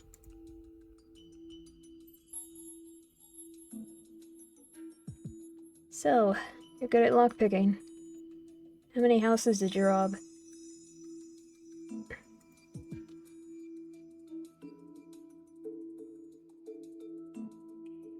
Whoa, there's a kitchen in here! Sweet. You guys think anything in here might be edible? Look, more doors.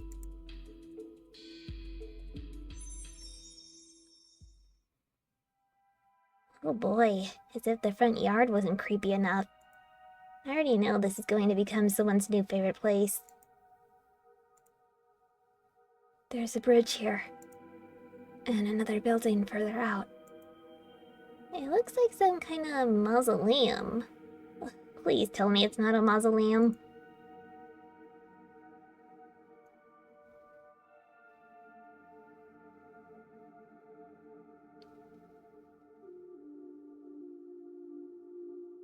Gods, nice!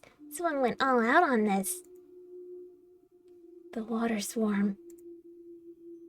Perhaps these baths were built on an underground spring. Sweet, I'm calling dibs. I vote for eating something first. I second that.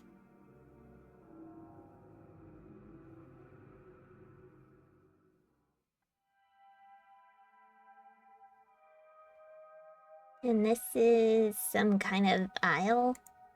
Those stone benches don't look very comfortable, do they? The other end of the barrier is also visible here. Boy, this place is creepy. Kinda gives me the heebie-jeebies.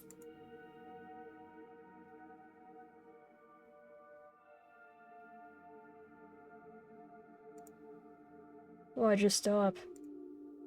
Yvonne, is something wrong? Don't you guys smell that? Smell what? The plants? The moldy ground? I don't smell anything out of the ordinary either. Maybe it's just my imagination then. What do you smell? I can't quite put it into words. It's a really foul kind of smell. Yep, that must be the mold. I suppose. Come on, let's blow this joint and storm the kitchen.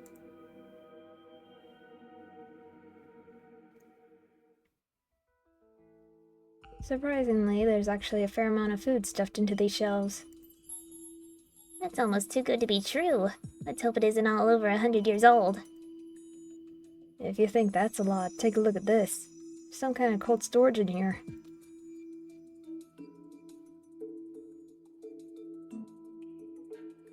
I believe the whole room has been infused with elemental magic. Way too good to be true. Is that meat I see? There are a lot of other things in here too. Is there also fish by any chance? How about some veggies? Just look around and take your pick. Apris, is there anything you like to eat?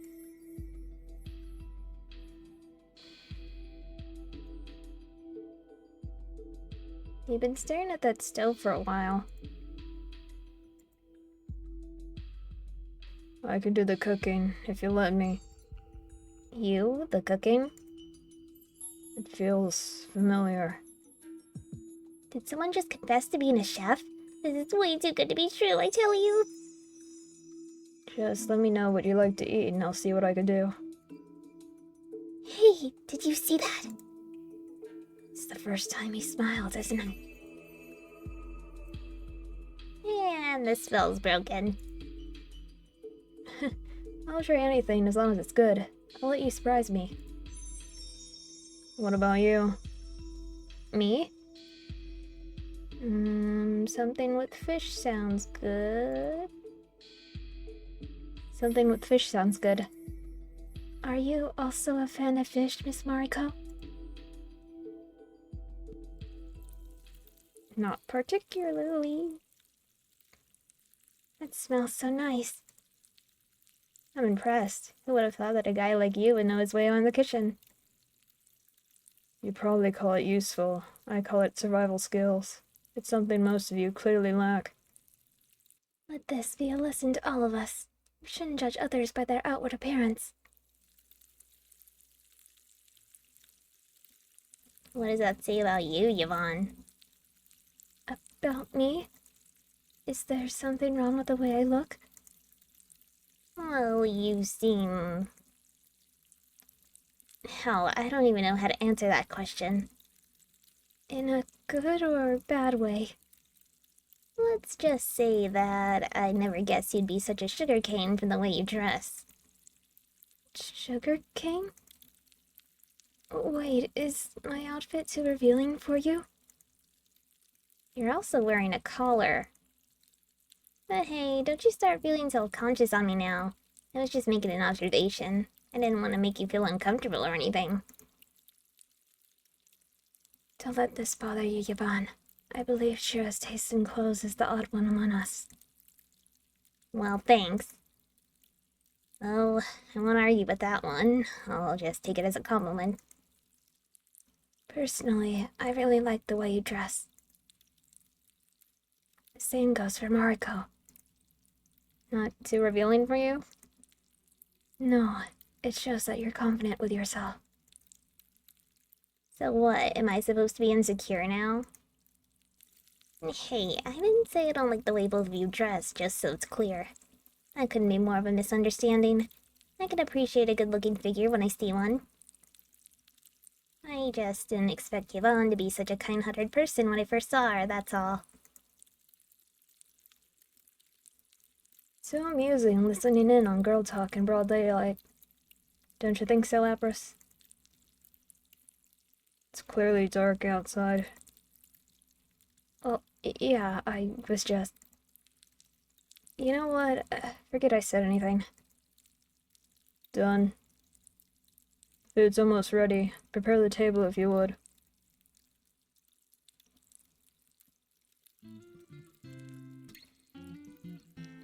Hey, sure, pass me the salt, would you?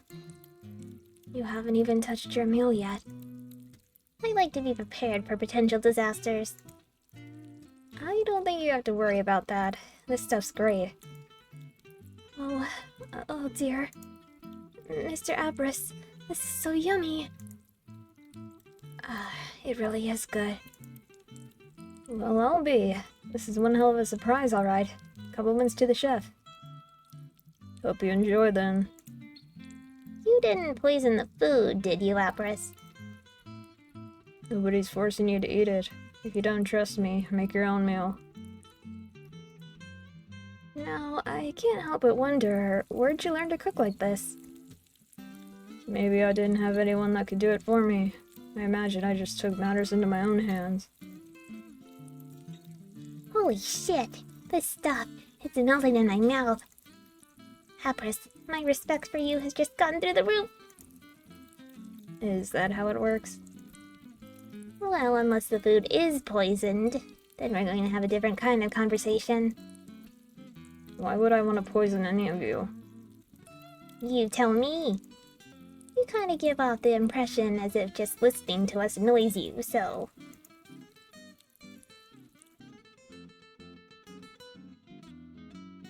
If I'm being unpleasant, I apologize. It's not my intention. I haven't been feeling well. What do you mean? Do you have a fever? Does it hurt anywhere? No, it's neither. I'm restless, and I have this sinking feeling in the pit of my stomach. Well then, maybe your clear lack of sleep is at fault with that. Perhaps. If you need to rest, please tell us. That should apply to all of us. If there's something wrong with anybody, please don't hide it.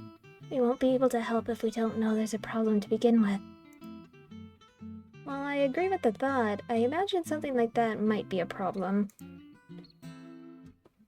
A problem? We're still mostly strangers to one another. Admitting to having some kind of weakness can be a gamble. I'm not even surprised that Apparis kept quiet about it all this time.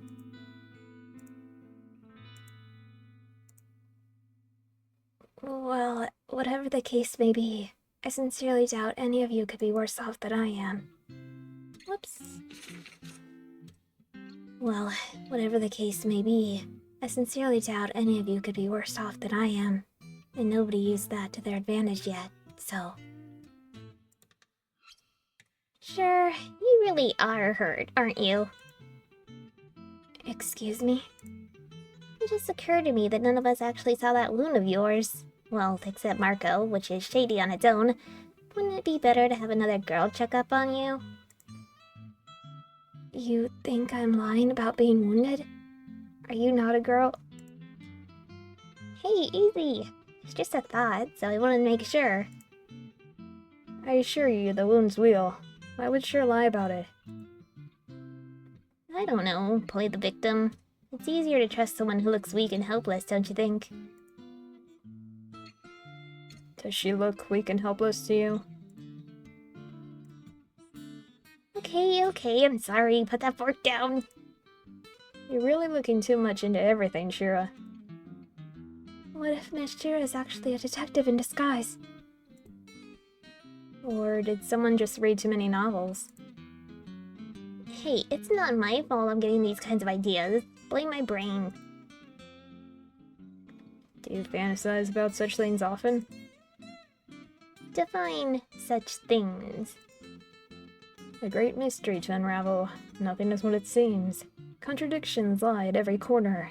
People deceive, just waiting for the right moment to strike. Is that what you wish was happening here? For the record, you saying all that makes it especially creepy. Cut it out. What if the truth isn't actually that complicated? What if the truth isn't actually that complicated? Maybe nobody's actually lying about anything and everything is exactly what it seems. Crazy, I know. Impossible. I wouldn't believe for a second that Marco doesn't remember anything. Well, I do remember some things, but most of them won't really help us with anything. Things like what? Things like how to conjure up fire, for instance. Here.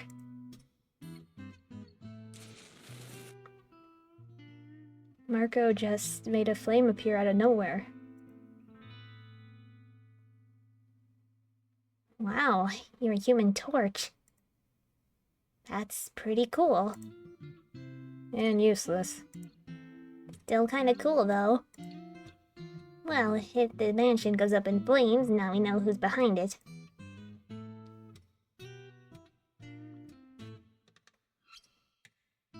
Thank you for the food. It was delicious. You're welcome. So, who's doing the dishes? The one who's asking. Very funny, not your maid. I wouldn't mind doing them. It's the least I could do for such a wonderful meal.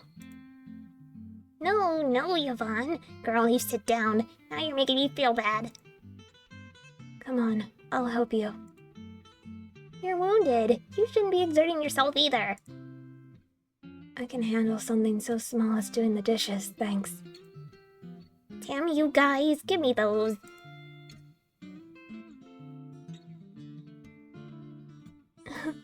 Miss Shira can be so cute sometimes. She's just too easy to provoke. Well, while Miss Shira's doing the dishes, would anyone like some tea or coffee? I'd appreciate some coffee. Likewise. I'd like some tea, please. And tea for me, too. The green kind, if there is any. Got it. What about you, Miss Mariko? Tea. tea sounds good. Coming right up. The drinks will be actually a good addition. There's something I wanted all of us to talk about before we get up and leave. Oh?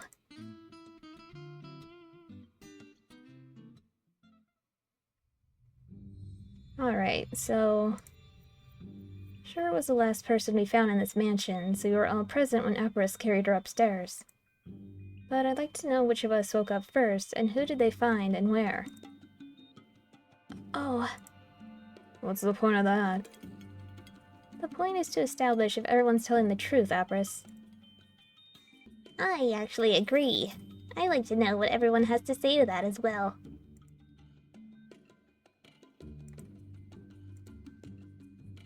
Marco, you found me down in the basement, and you told me there were other people in the mansion, so I couldn't have been your first find. I believe I was the first conscious person, yes. Where'd you wake up? In the front yard. I was cold when I woke up. After noticing the barrier, I went inside the mansion. The first people I stumbled upon were Yvonne and Apris. They were both unconscious in the library. That's right, Mr. Marco shook me awake. We got to talk for a short moment, and he told me to try and wake up Mr. Apris. Then he left. That's when I went down into the basement. I talked with Mr. Apris about how we couldn't remember anything. I can confirm that. I think a couple of minutes passed before Miss Shira walked into the library on her own. Yep, you two were also the first people I saw. Not long after that, Marco came running back to us. He said that he'd found another person, but they passed out on him. That's when you got carried upstairs. After that, Marco left for the basement again, and Apris went to investigate the barrier. Yvonne and I stayed with you in the hall, and you already know the rest since you woke up next to us. Alright. I would like to point out that there is one thing in our confessions that puzzles me, though. Yes?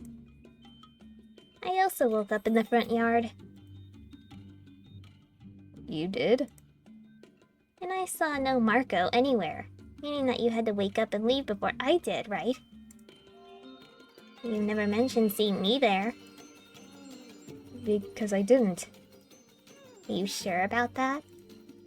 I believe it would be hard to miss a heap of white and pink sprawled on the ground. Especially when I woke up laying pretty close to the fountain.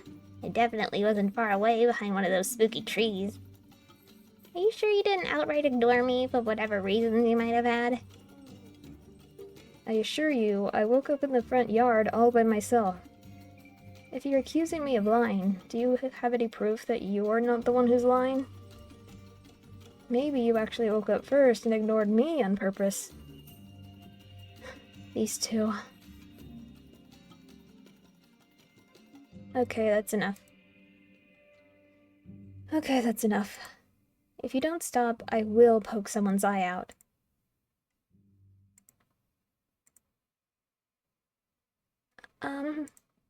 You people. How about we go out into the courtyard and try to retrace our steps? Because this is getting us nowhere. You should spend your energy on something more productive than this.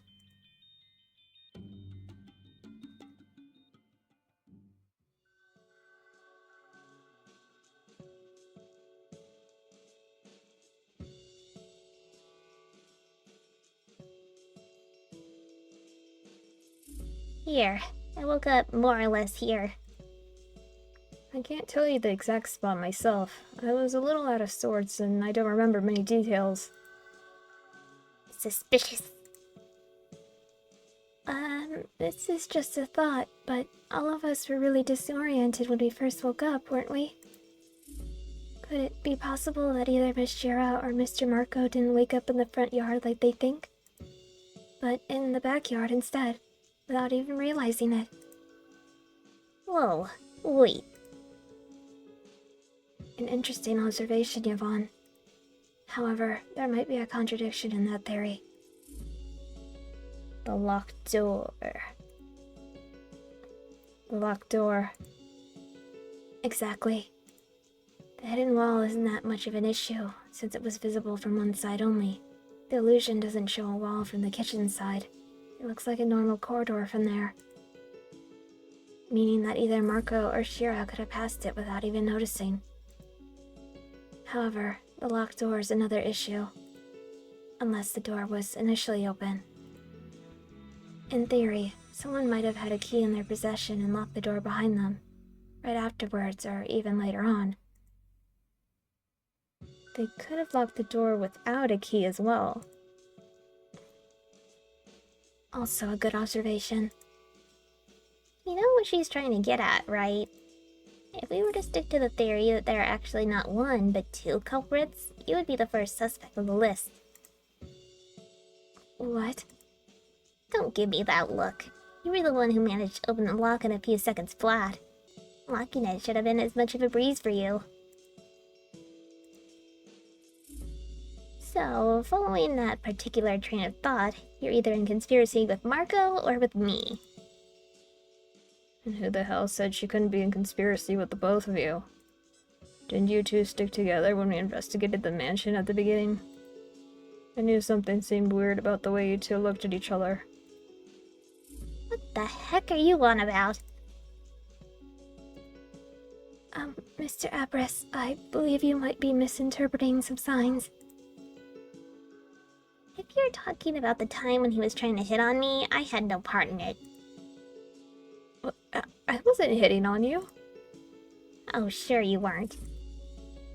You think I'm deaf and blind? You're being delusional.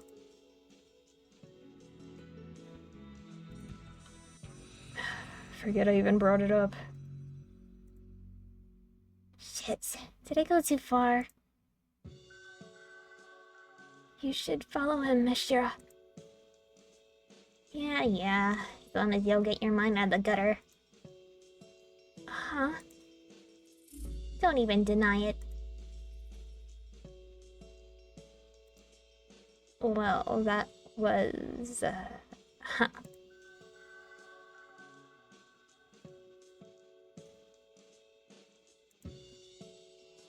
So,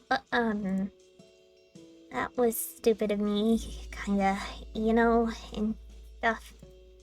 So, what I want to say is... There's blood here. I'm sorry? What? I said there's blood here. Look. Part of it seems to have sunk into the ground, but there's some of it on the grass. Holy shit, no kidding! Blood?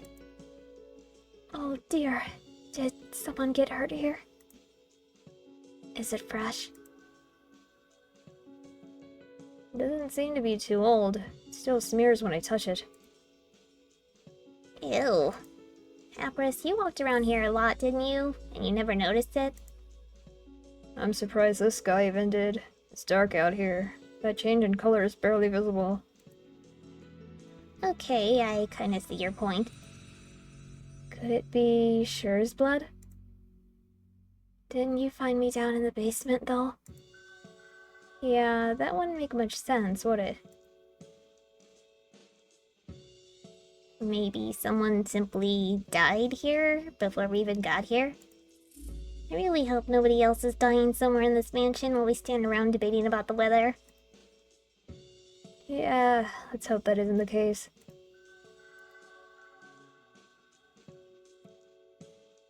As for earlier, I'm surprised you even worry about such trivial things. Hey, hurting someone's feelings isn't something trivial. Do you really believe something like that could have hurt my feelings? So, we're cool? I'd appreciate if you trusted me a tiny bit more, but I suppose. How am I supposed to trust you when you're the shadiest character out of all of us? It really breaks my heart that you see me that way, Shira. I can see that. You're so heartbroken you make devils cry.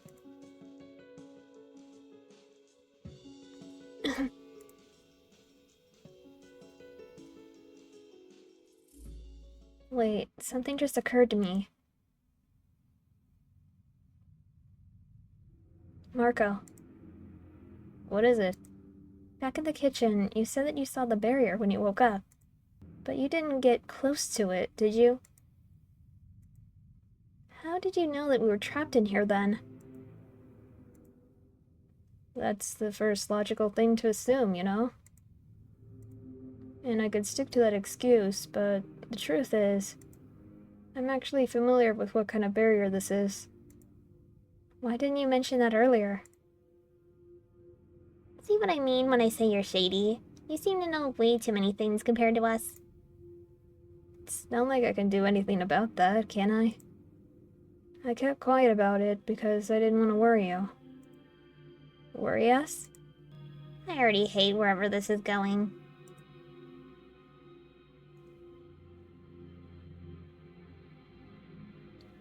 I'm pretty sure I saw such a barrier at least once in my life before. But from the outside. Go on. From my perspective, the barrier was up for around 10 minutes. The person inside of it, almost a whole year had passed. A whole year? Wait, that's crazy. You want to tell us that time flows differently in here compared to outside of the bubble?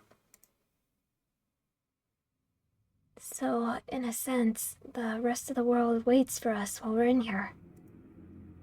That would certainly explain why it's constantly nighttime.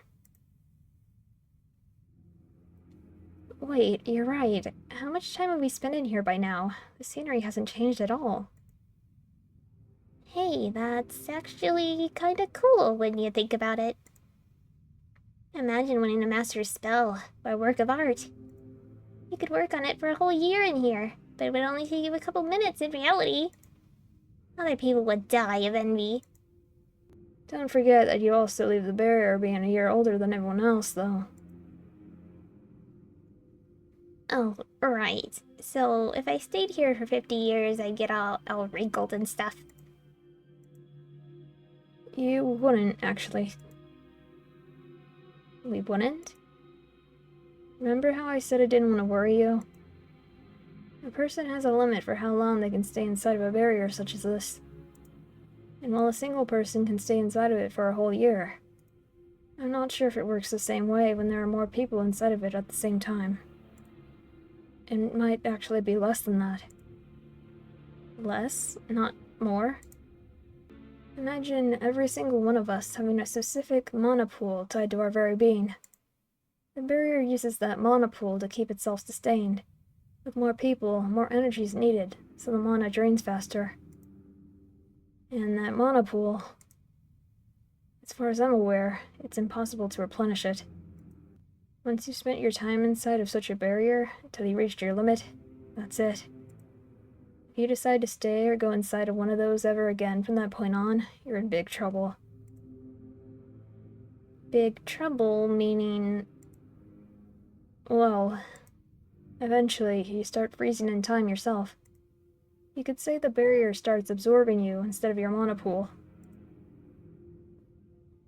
You become a part of the barrier and then disappear along with it when it dissolves. Essentially, you die. Oh no. How do we get out? That's the tricky part, because I have no idea. You have no idea? After all you just told us just now? I told you I didn't want to worry you. What was I supposed to say? Hey, better find a way out of here quick, otherwise we're all gonna die.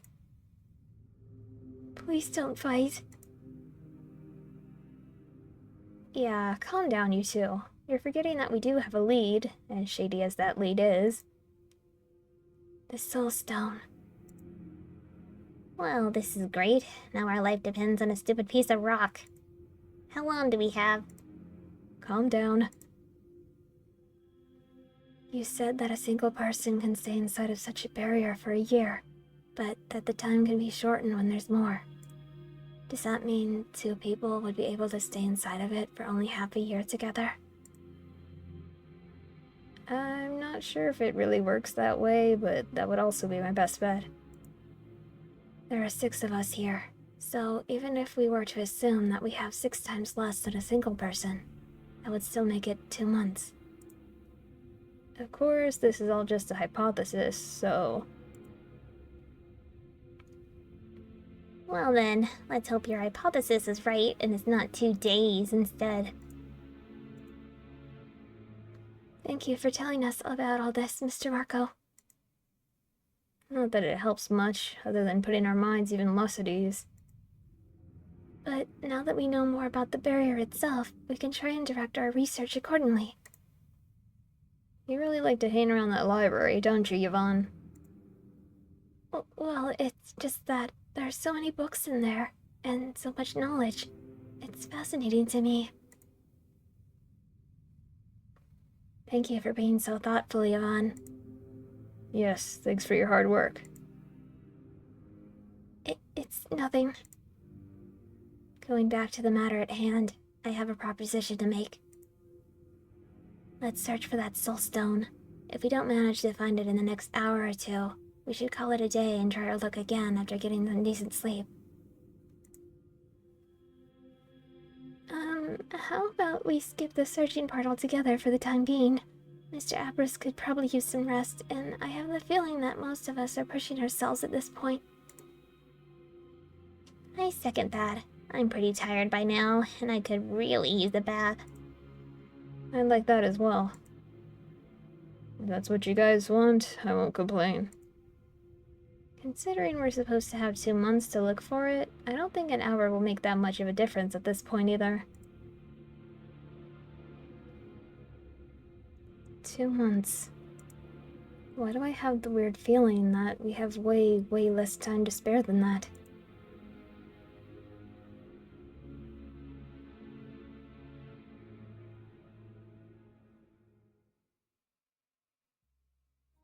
So, how would we like to take our turns? Should the girls go in first and then the boys? Just so it's clear, I'm not taking a bath with anyone but myself. No hard feelings. While we're at it, I'm sure as hell not staying in here alone with this guy. Why? You scared of me? No, I'm just not like that. I'm not gay. Not like what? You know damn well what I mean. So, why don't we simply stick to the pairs we were in? Even if someone prefers to take a bath alone, the other can wait outside for them and vice versa. It should be safer than being completely on their own in here. Assuming the other person doesn't wish for us to drown for whatever reason. You should really stop giving everyone these kinds of ideas. And I should probably... Miss Sher's wounded, isn't she? We shouldn't leave her alone in here. That would be dangerous. I was about to say that I might have some trouble changing my bandages and getting clean on my own. And while I'd really appreciate none of the guys being present for that, I also don't like the idea of being alone with just a single person. I suppose that's understandable. So that leaves Miss Mariko and I. I definitely don't mind giving Miss Sher a hand. What about you, Miss Mariko? Would you join us? How can I say no? How can I say no? That's great. Thanks.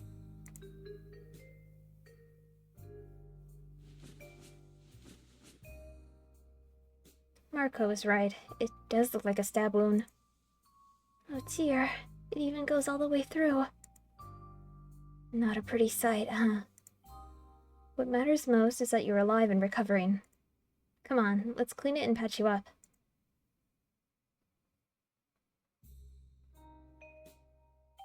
You probably shouldn't be getting into the water, sure. Yes, direct contact with warm water would be bad for the wound. Just sit on the edge and we'll help you get clean. All right.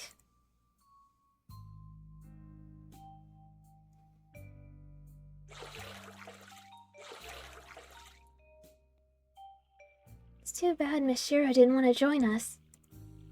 She's not the easily trusting type, is she? Either that, or she's hiding something. You mean under all those layers of clothes? Maybe. Or maybe in reality she's...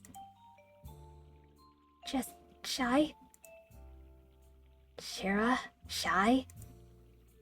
You think her whole demeanor might be an act? A coping mechanism of sorts? Don't you get the impression that she's nervous at times?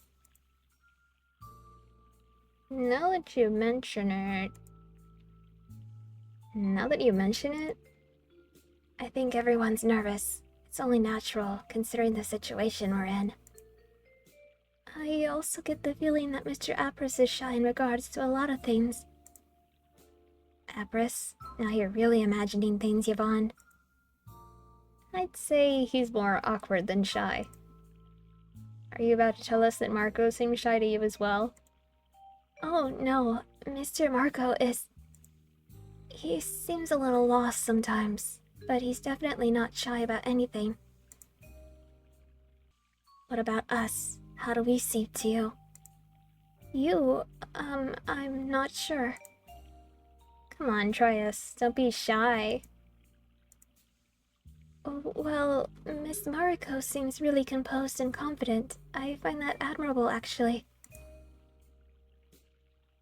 You're giving me too much credit. Yvonne. Not at all. And, Miss Sure, I get the feeling that you want to speak up at times, especially when we're discussing things in a group, but you're holding yourself back. Really? That's the impression you're getting? Yes. Is that true, Sure? I suppose I do have this nagging fear of saying something stupid at times. I believe I'm just not that good at dealing with people. You don't need to worry about such things with us, Miss Sure.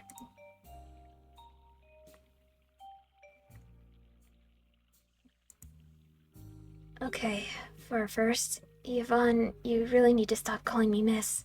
I'm pretty sure I'm younger than you are. And second, you two look really cute in those towels. It's a crime. I have trouble prying my eyes away. You don't say. See what I mean? Oh no, Miss Sure is actually really cute. Please stop. Thank you for the company. Thank you for giving me a hand with the bandages. Don't mention it.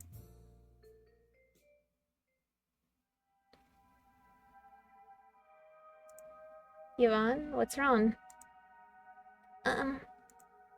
You don't feel that, do you? Feel what? The odd sensation. I don't feel anything. What are you feeling? Yvonne?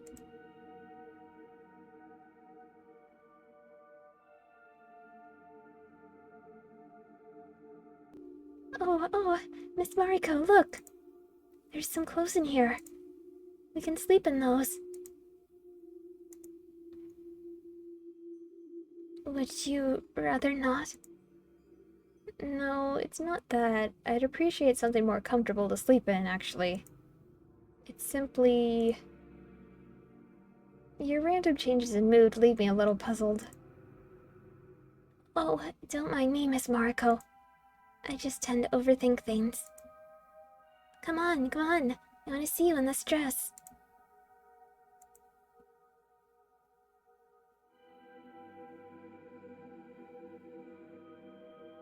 A perfect fit.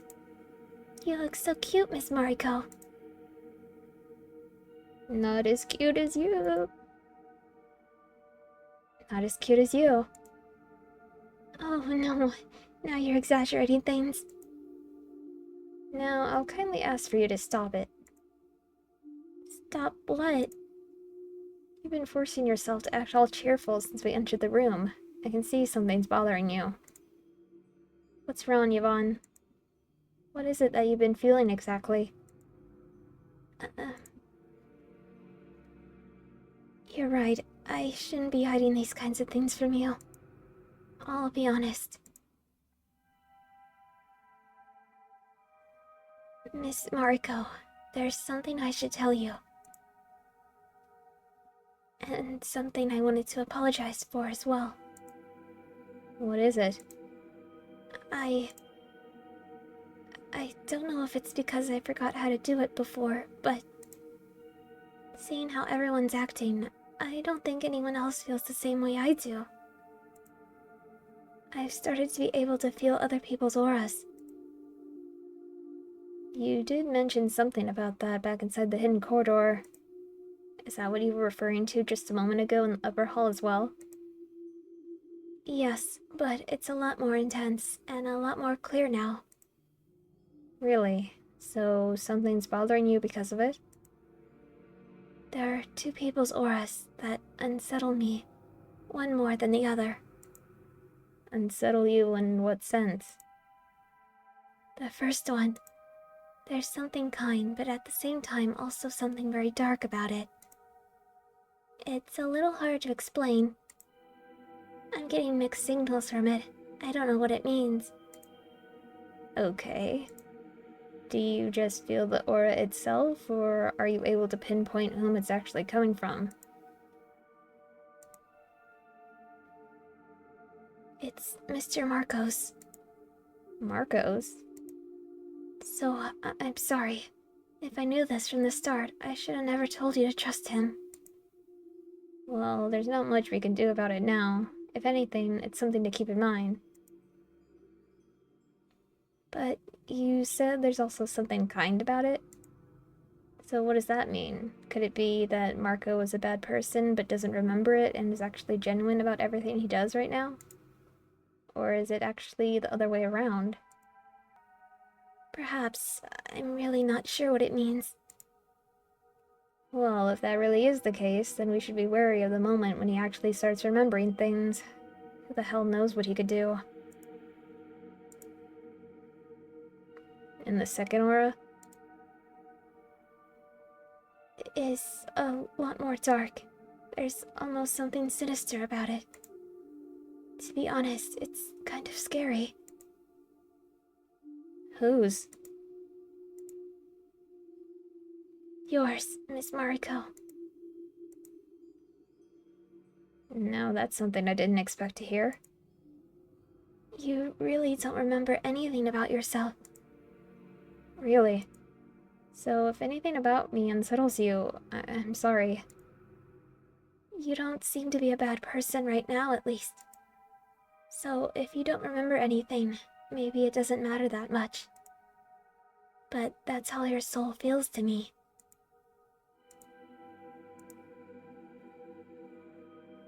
What about everyone else? Well, I don't feel anything alarming from Miss Shura or Miss Shira. Their auras are actually pretty similar in essence. Mr. Abras's aura is a little weird. It's very chaotic for some reason, but it doesn't unsettle me as much.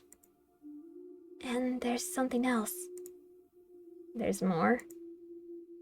This whole mansion gives off a very eerie aura, especially the courtyards. The courtyards, huh? I can't deny that they feel a little creepy in general. That and the cold storage, but Mr. Marco claimed that it's been infused with elemental magic, so maybe that's why it stands out so much alongside everything else. Also, I can feel two additional auras that don't belong to any of us. You mean... The six of us. We aren't the only people inside this barrier, I believe. But I'm unable to pinpoint the location of either. It's like something's blocking them. Well, that's unsettling. One of those auras feels very similar to yours. You don't say. Then again, I could be wrong. I'm not sure I understand what it is I'm feeling quite myself yet. Don't overexert yourself, Yvonne. Whatever it is that you're feeling, you said that it became more clear with time, so maybe you'll gradually get a better hang of it. Perhaps. However, what if those two people are trapped somewhere and need help? Someone could be dying right next to us right now. We don't know that, and if there is anything, none of it's your fault. Yvonne, don't blame yourself for something you have no control over. We should get some rest. Maybe sleep could help you with your abilities as well.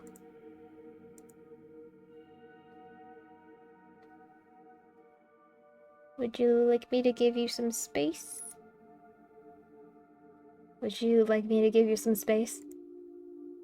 What? You said that my aura scares you. I'm not about to make things difficult for you on purpose. I wouldn't mind sleeping on one of the sofas in the hall. Miss Mariko, thank you for being considerate. It's true that your aura unsettles me a little, but your personality doesn't. And I would really like to trust you. You haven't given me any reasons to be wary of you so far. So, please, stay with me. Did anyone ever tell you you're too kind? Did anyone ever tell you that you're too kind? I'm really starting to worry about you at this point. You just told me that I could be dangerous and that I could potentially hurt you. And yet, you're offering your trust to me so openly. That's because I believe you wouldn't hurt me. Not willingly, at least. And even then, I might be tougher than I look, Miss Mariko. You don't have to worry about me so much. I'm just doing what I think is right. Is it weird that I want to see the good things in people? You're really one of a kind, you know that? You're really one of a kind, you know that? It's a miracle she's still alive, isn't it? Lord Music, when did you get here? I've been here all along, silly child. So you were listening in on our whole conversation? I might have fallen asleep somewhere in the middle.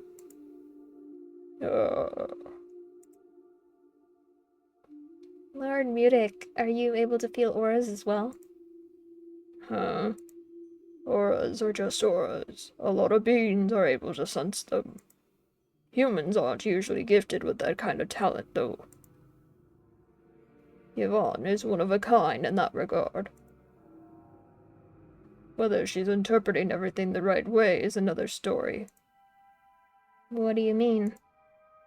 I'd be wary of that Apris fellow if I were you. Evil is still easier to deal with than insanity. Insanity? Well, I'm not saying he's insane, but something's clearly wrong with him. And if Mariko has some skeletons in her closet, she doesn't seem to want to make that collection grow right now, does she? I do hope you have no bad intentions regarding Yvonne. Keep in mind that if you hurt her, I'm going to hurt you back. Tenfold.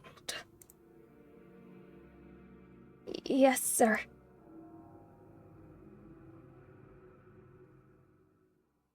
Nighty-night, Miss Mariko. You know, it would help if he wasn't staring at me like that. It's a little creepy. Just do your best to ignore him, Miss Mariko. He'll probably go to sleep in the next few minutes anyway. Yeah. Guess I'm having nightmares tonight.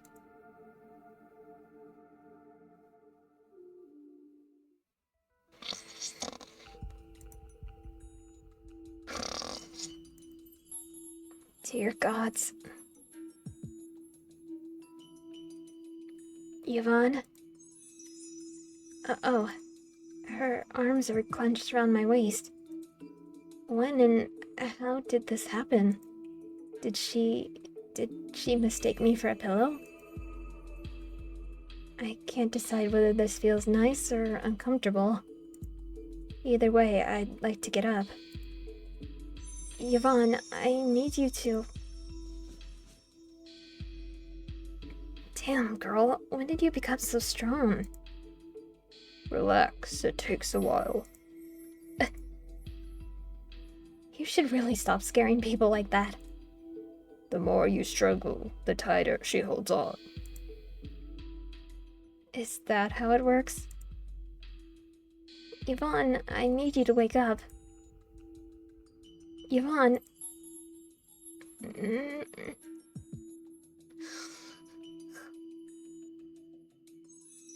She's a heavy sleeper, as you can see. Heavens, help me.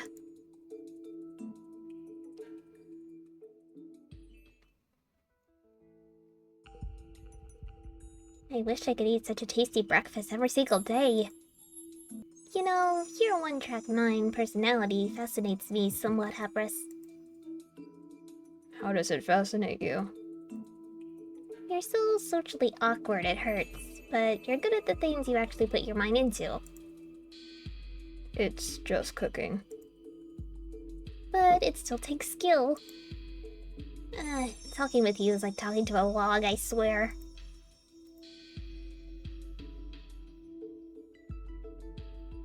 Speaking of logs, Yvonne sleeps like one.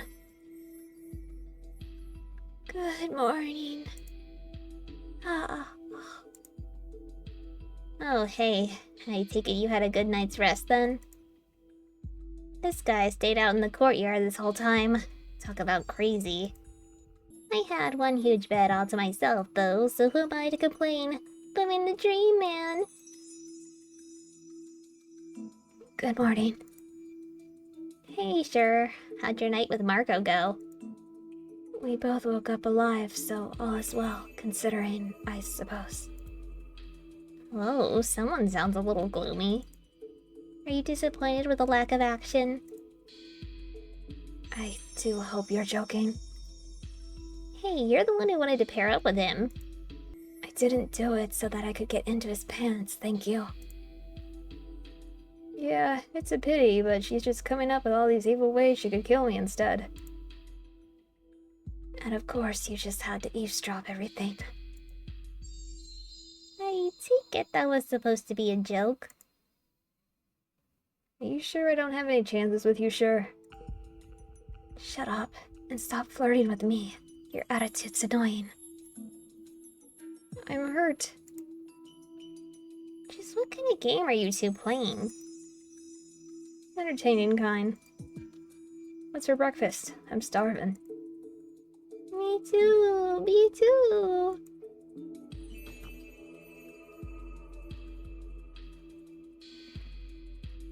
So, our course of action for today. Looking for that stupid soul stone. Are we supposed to continue where we left off? Considering we barely started looking for it yesterday, a more thorough search might be in order. I can check the backyard this time. Why am I not surprised? You want me to accompany you? It's up to you, though I won't deny that I prefer to work alone. Yeah, it's pretty obvious by now that you're not the social type. That, or you're trying to hide something. Well, if you'd rather be left alone, I'll leave you alone. I appreciate it. So... You won't mind if I stick with Shira again, will you? Be my guest. I think I'll head down to the basement again. I could head back to the library with Yvonne. I'm starting to see a pattern here. You guys won't mind if I storm your bedrooms, right? If anybody has anything under their bed that they don't want me to see, now's the time to speak up. Watch out for monsters. And cats. Oh boy.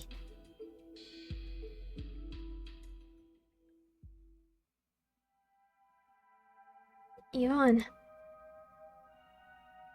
Yes? Are you finally awake? I am. Sorry for causing trouble. No harm done. I wanted to ask you, does Marco unsettle you even now? Yes, he does. There's just something about his presence. Alright then, I just wanted to make sure. He just seems so inconspicuous. I guess looks can be deceiving. We shouldn't let our guard down.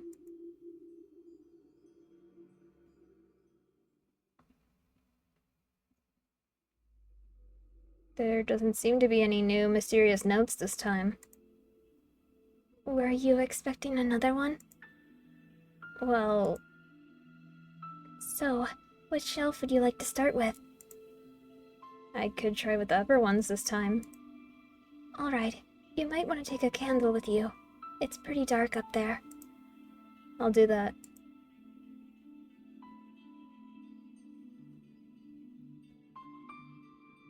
$50 Shades of... Oh my god. 50 Shades of Magic.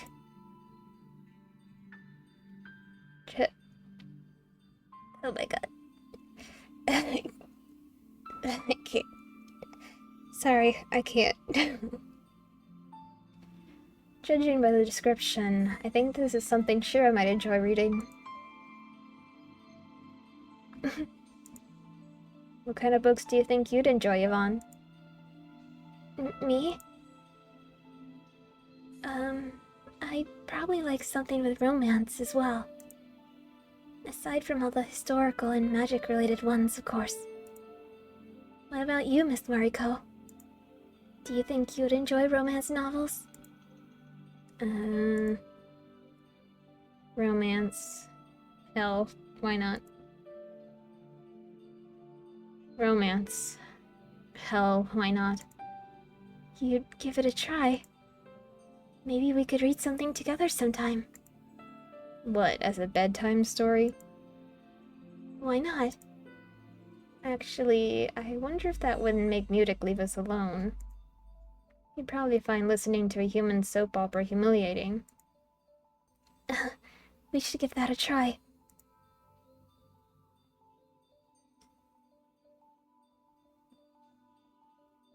Books and dust as far as the eye can see.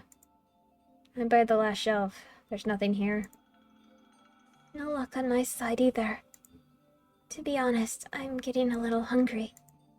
It's been a couple of hours. This is getting us nowhere. I was about to ask if you two had any better luck than I did. Nothing on your side either? Nope. Sure said that she's gonna check the front yard on her own again. Marco went over to the bathhouse for a change. Come on, let's go grab a bite together.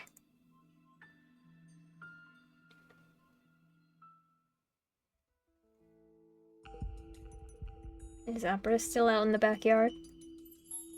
Yeah, he's still there. Probably trying to break that stupid bubble with mean stares. Where should we look next? We looked everywhere at this point, haven't we? There must be something we're missing. You know, maybe the whole problem is that everyone's been looking in the same places so far. Maybe we should follow Cher's example and switch the places we're looking in. Different people might pay attention to different things. That might actually be a good idea. So, it probably won't be much of a surprise that Marco's the last person I trust from our little group, right? That makes 3 of us, actually. Oh, are we on the same page here? Settled then. Let's head down to the basement.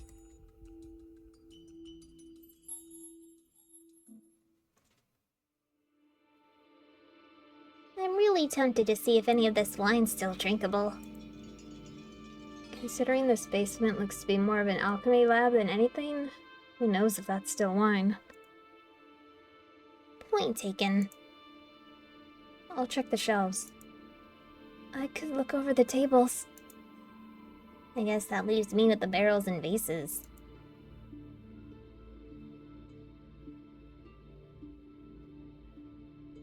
Well, there's some kind of stone here, but it looks pretty normal. And since it's so out in the open, I doubt Marco didn't notice it already. Yes, perhaps it's just an ingredient for something else. Hey. Hey, there's something hidden here. Huh? Hidden? You mean it's another illusion? Yeah. It's not a hidden passage like upstairs, though. It's a wardrobe of some sort? See what I mean? Marco needed to totally miss this. How are you able to notice these kinds of things? I see nothing. Me neither. Beats me, I just do. I mean, I don't see the hidden things per se. It's kind of like... Imagine yourself looking through a glass. The image behind it can look distorted in some places, right? It's kind of similar with this. I'm able to notice that reality bends in weird ways depending on the angle I'm looking from. So, I kind of see this wardrobe as if it were made out of thin glass, all transparent and blending with the wall behind it. I can still touch it and feel it just fine, though. It's only your eyes that get tricked. Hell, it seems to be locked. Let's get sure and see if she can do anything about that.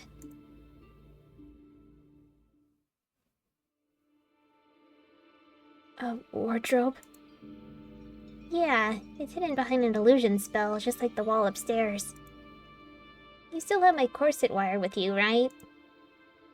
I do, yes. Okay then, here, let me guide you with this.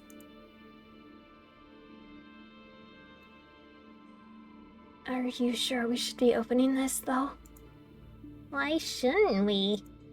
What if that goddamn stone's in there? I suppose there's always the chance. Okay, let me see what I can do.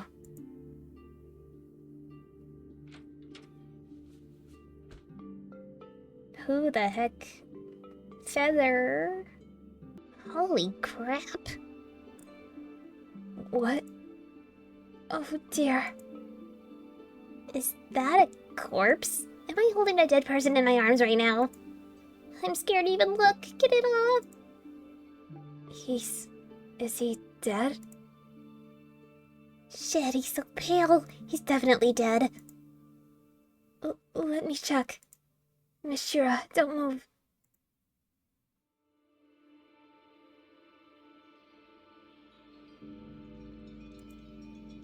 No, this person's alive. Wow, really? That's a relief. I have to burn this dress otherwise. Was he inside of this wardrobe all along? Out of the closet. Are you guys down here? What's with all the commotion?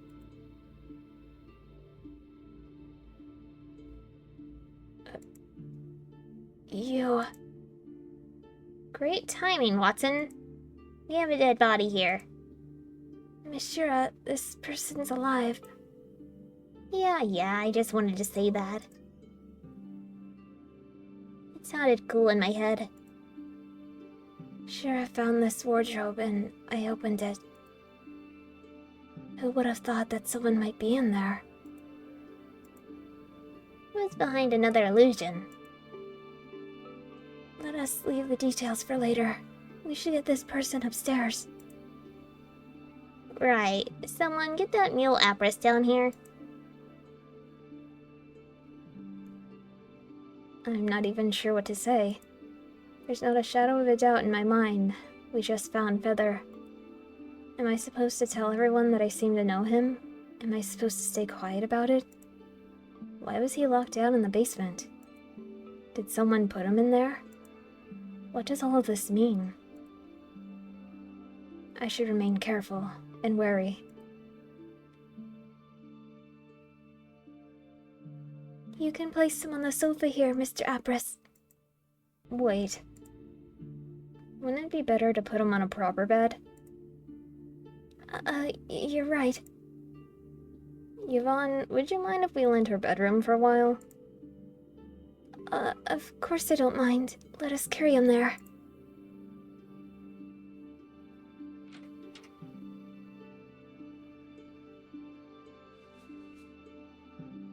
So, you found this guy locked away in an invisible wardrobe?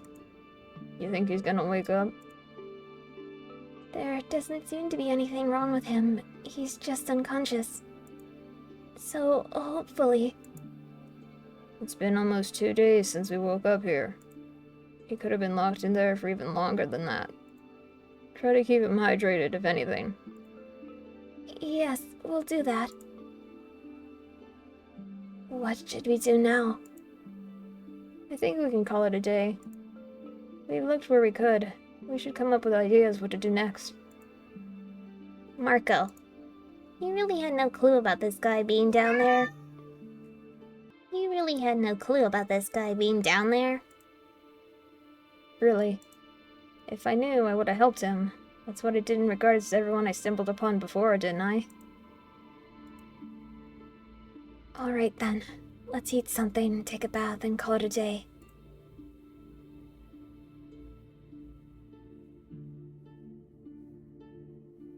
You can't hear me, can you? I really wish you'd wake up, Feather. Maybe you'd have some answers for us.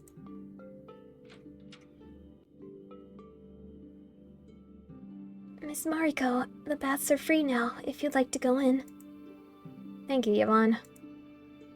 But there's something I wanted to tell you. Will you hear me out? Of course. What is it?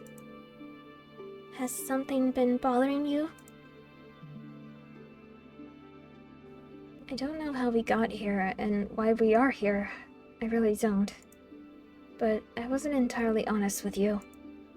I actually do remember some bits and pieces about my past. I saw this person in some of the memories I have.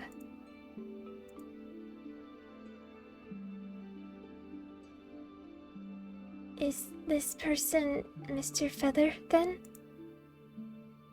You know him? I think you've mentioned him to me sometime before. I mentioned him to you? When? Before we got here. To be honest, There's also something I remembered. It's all vague and hardly makes any sense, but I wasn't sure how to bring it up before. Alright, go on. I don't know what we were doing, nor when it happened exactly. But I have this memory. I believe we were riding on a train, sitting next to each other. We were on our way to somewhere. You remembered something like that? Yes. So it's very possible that we knew each other before we ended up here. That's actually somewhat reassuring. Can you remember any details? Is that what I mentioned Feather to you? I believe you told me that you two traveled together a while back. But that's all I seem to remember. Huh. So he did stay with me after the whole ordeal. Ordeal? Should I tell Yvonne what I remember? Would that be a good move? It would be easier if I knew whether to consider Feather an enemy or an ally. I still have no idea which one he is to me. I can't shake out the feeling that Yvonne is still hiding things from me, though. Can I really trust her? What if she's the one who locked up Feather in the basement? Anything could have happened before any of us woke up. Tell her...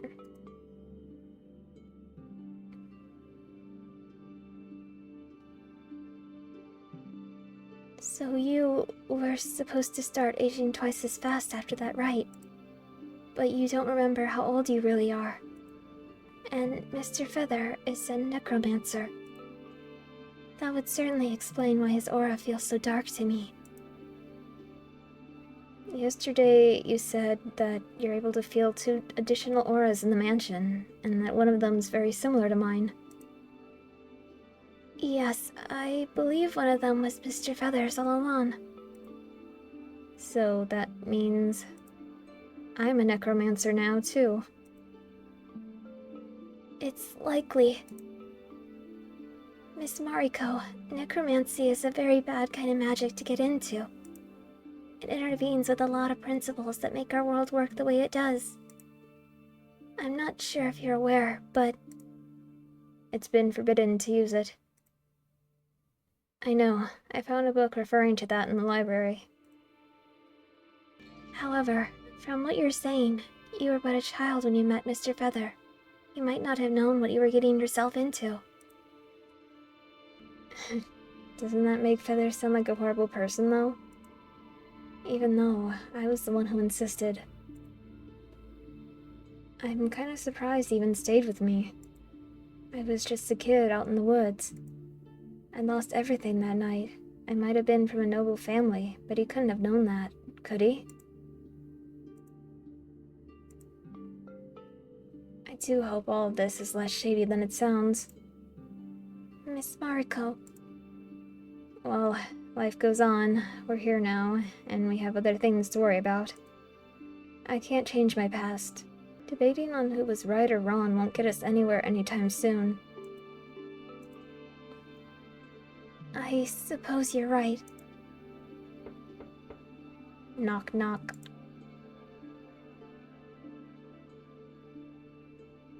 How's he holding up? Hey, Abris. No changes so far. I just wanted to let you know that I'm going back to the front yard. If you want me to move him anywhere, just let me know. Seriously, do you ever sleep? No. Thanks, though. I'll let you know if anything comes up. Either one of you can sleep with Shira if you'd like to leave him here. Ask her. I imagine she wouldn't mind in this kind of situation.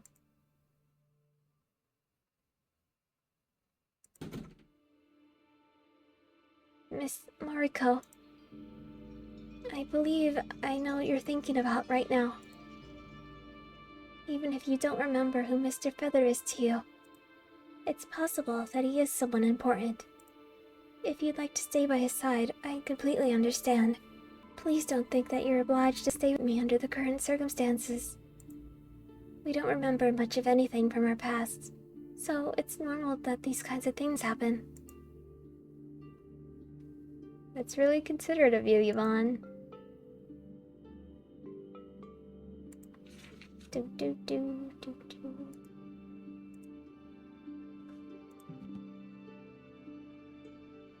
It's really considerate of you, Yvonne. Thank you. You don't have to thank me for that, Miss Mariko. I simply think it's not my place to meddle between you and someone who might be important to you. You might be important to me as well, you know? Just because I remember something about Feather and nothing about you doesn't have to mean anything. Besides, you said that you have memories of us from outside the barrier. Still, it's more likely that Mr. Feather means to you more than I do, isn't it? So, if you're still hesitating about any of this, please don't. Yvonne clearly wants me to make a decision. Is this one of those moments where I should follow my heart? Or my instincts, for that matter? I have no guarantee that Feather will even wake up. What do I want to do? Okay, for her bad ending, A.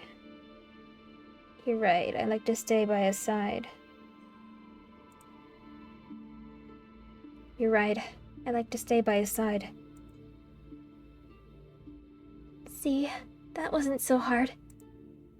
Thank you for being honest with me, and with yourself. Of course, I'll still be here the whole time. I'm not going anywhere. So don't hesitate to seek me out if you want my company, alright?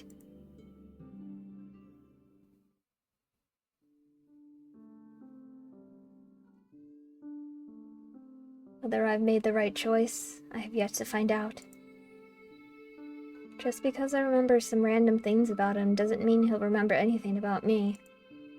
Even then, I don't know how long he stayed with me back then. What if he never saw me grow up to become like this? Will he even recognize me? Either way, everyone went to sleep. I should do the same. And for as long as Feather is unconscious, I'm sure he won't mind anyone sleeping next to him.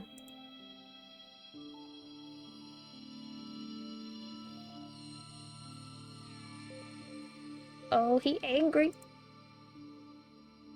You're awake. Why am I? Take it easy. This is not what it seems. I should give him space.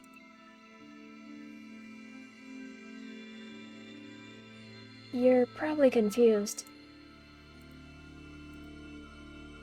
Feather, can you remember anything? Do you know who I am?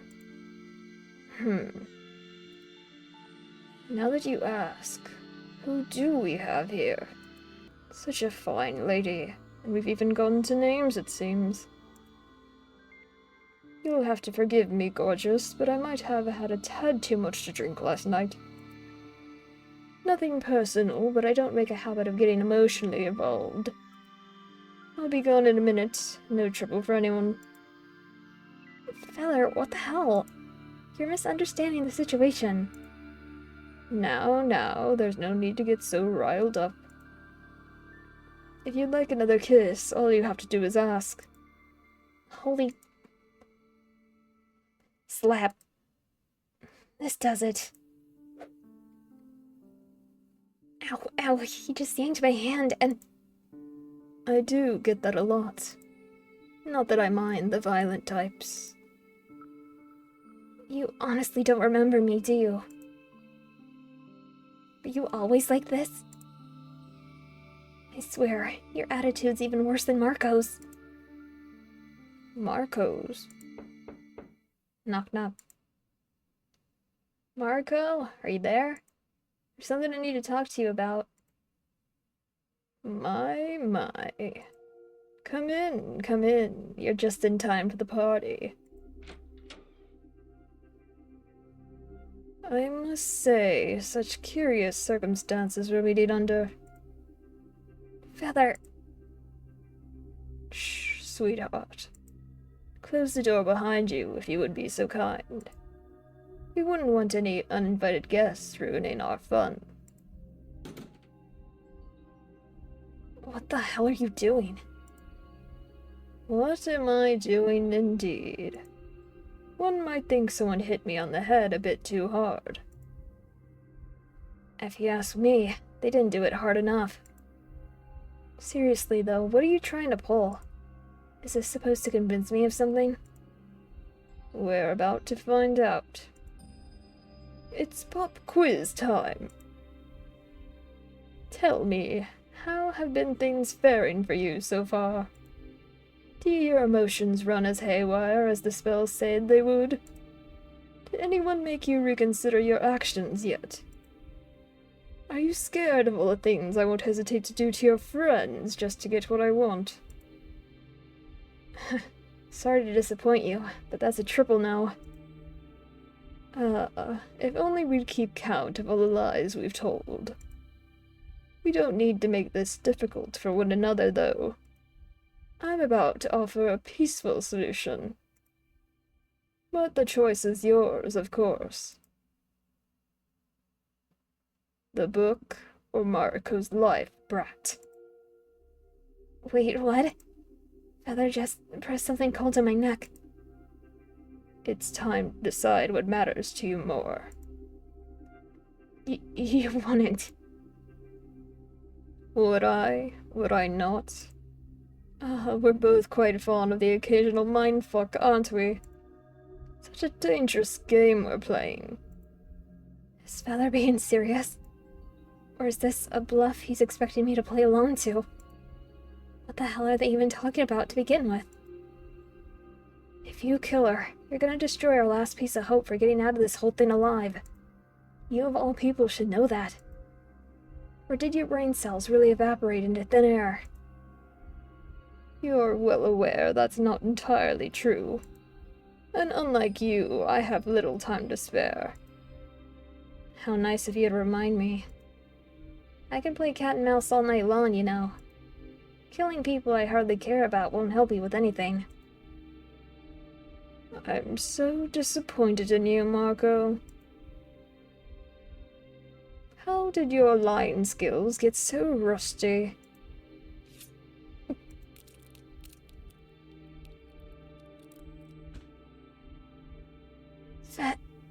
Feather. Are you insane? After all you did for her, why would you...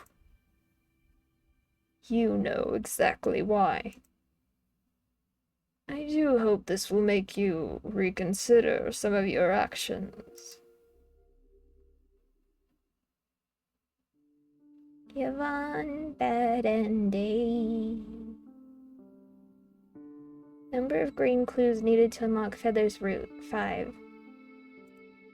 Number of green clues found overall, 1 of 5. Number of green clues found in Yvonne's bad route, 1. So 1 of 5 clues overall.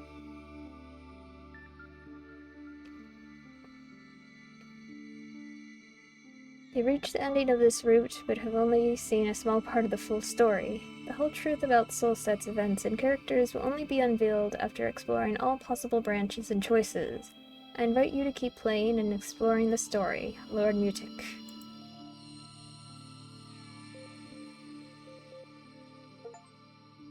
You. This is the same, right? Yeah. Yeah, okay. And I got, okay. So that's Yvonne's bad ending A. It doesn't look like there's any more bad endings listed. But, you know, the A part is a bit confusing.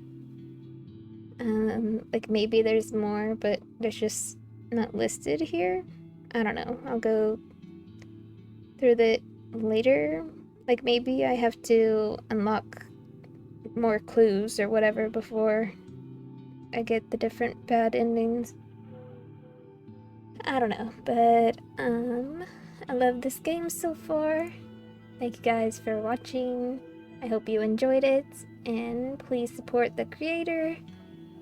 And I'll catch you next time. Bye bye.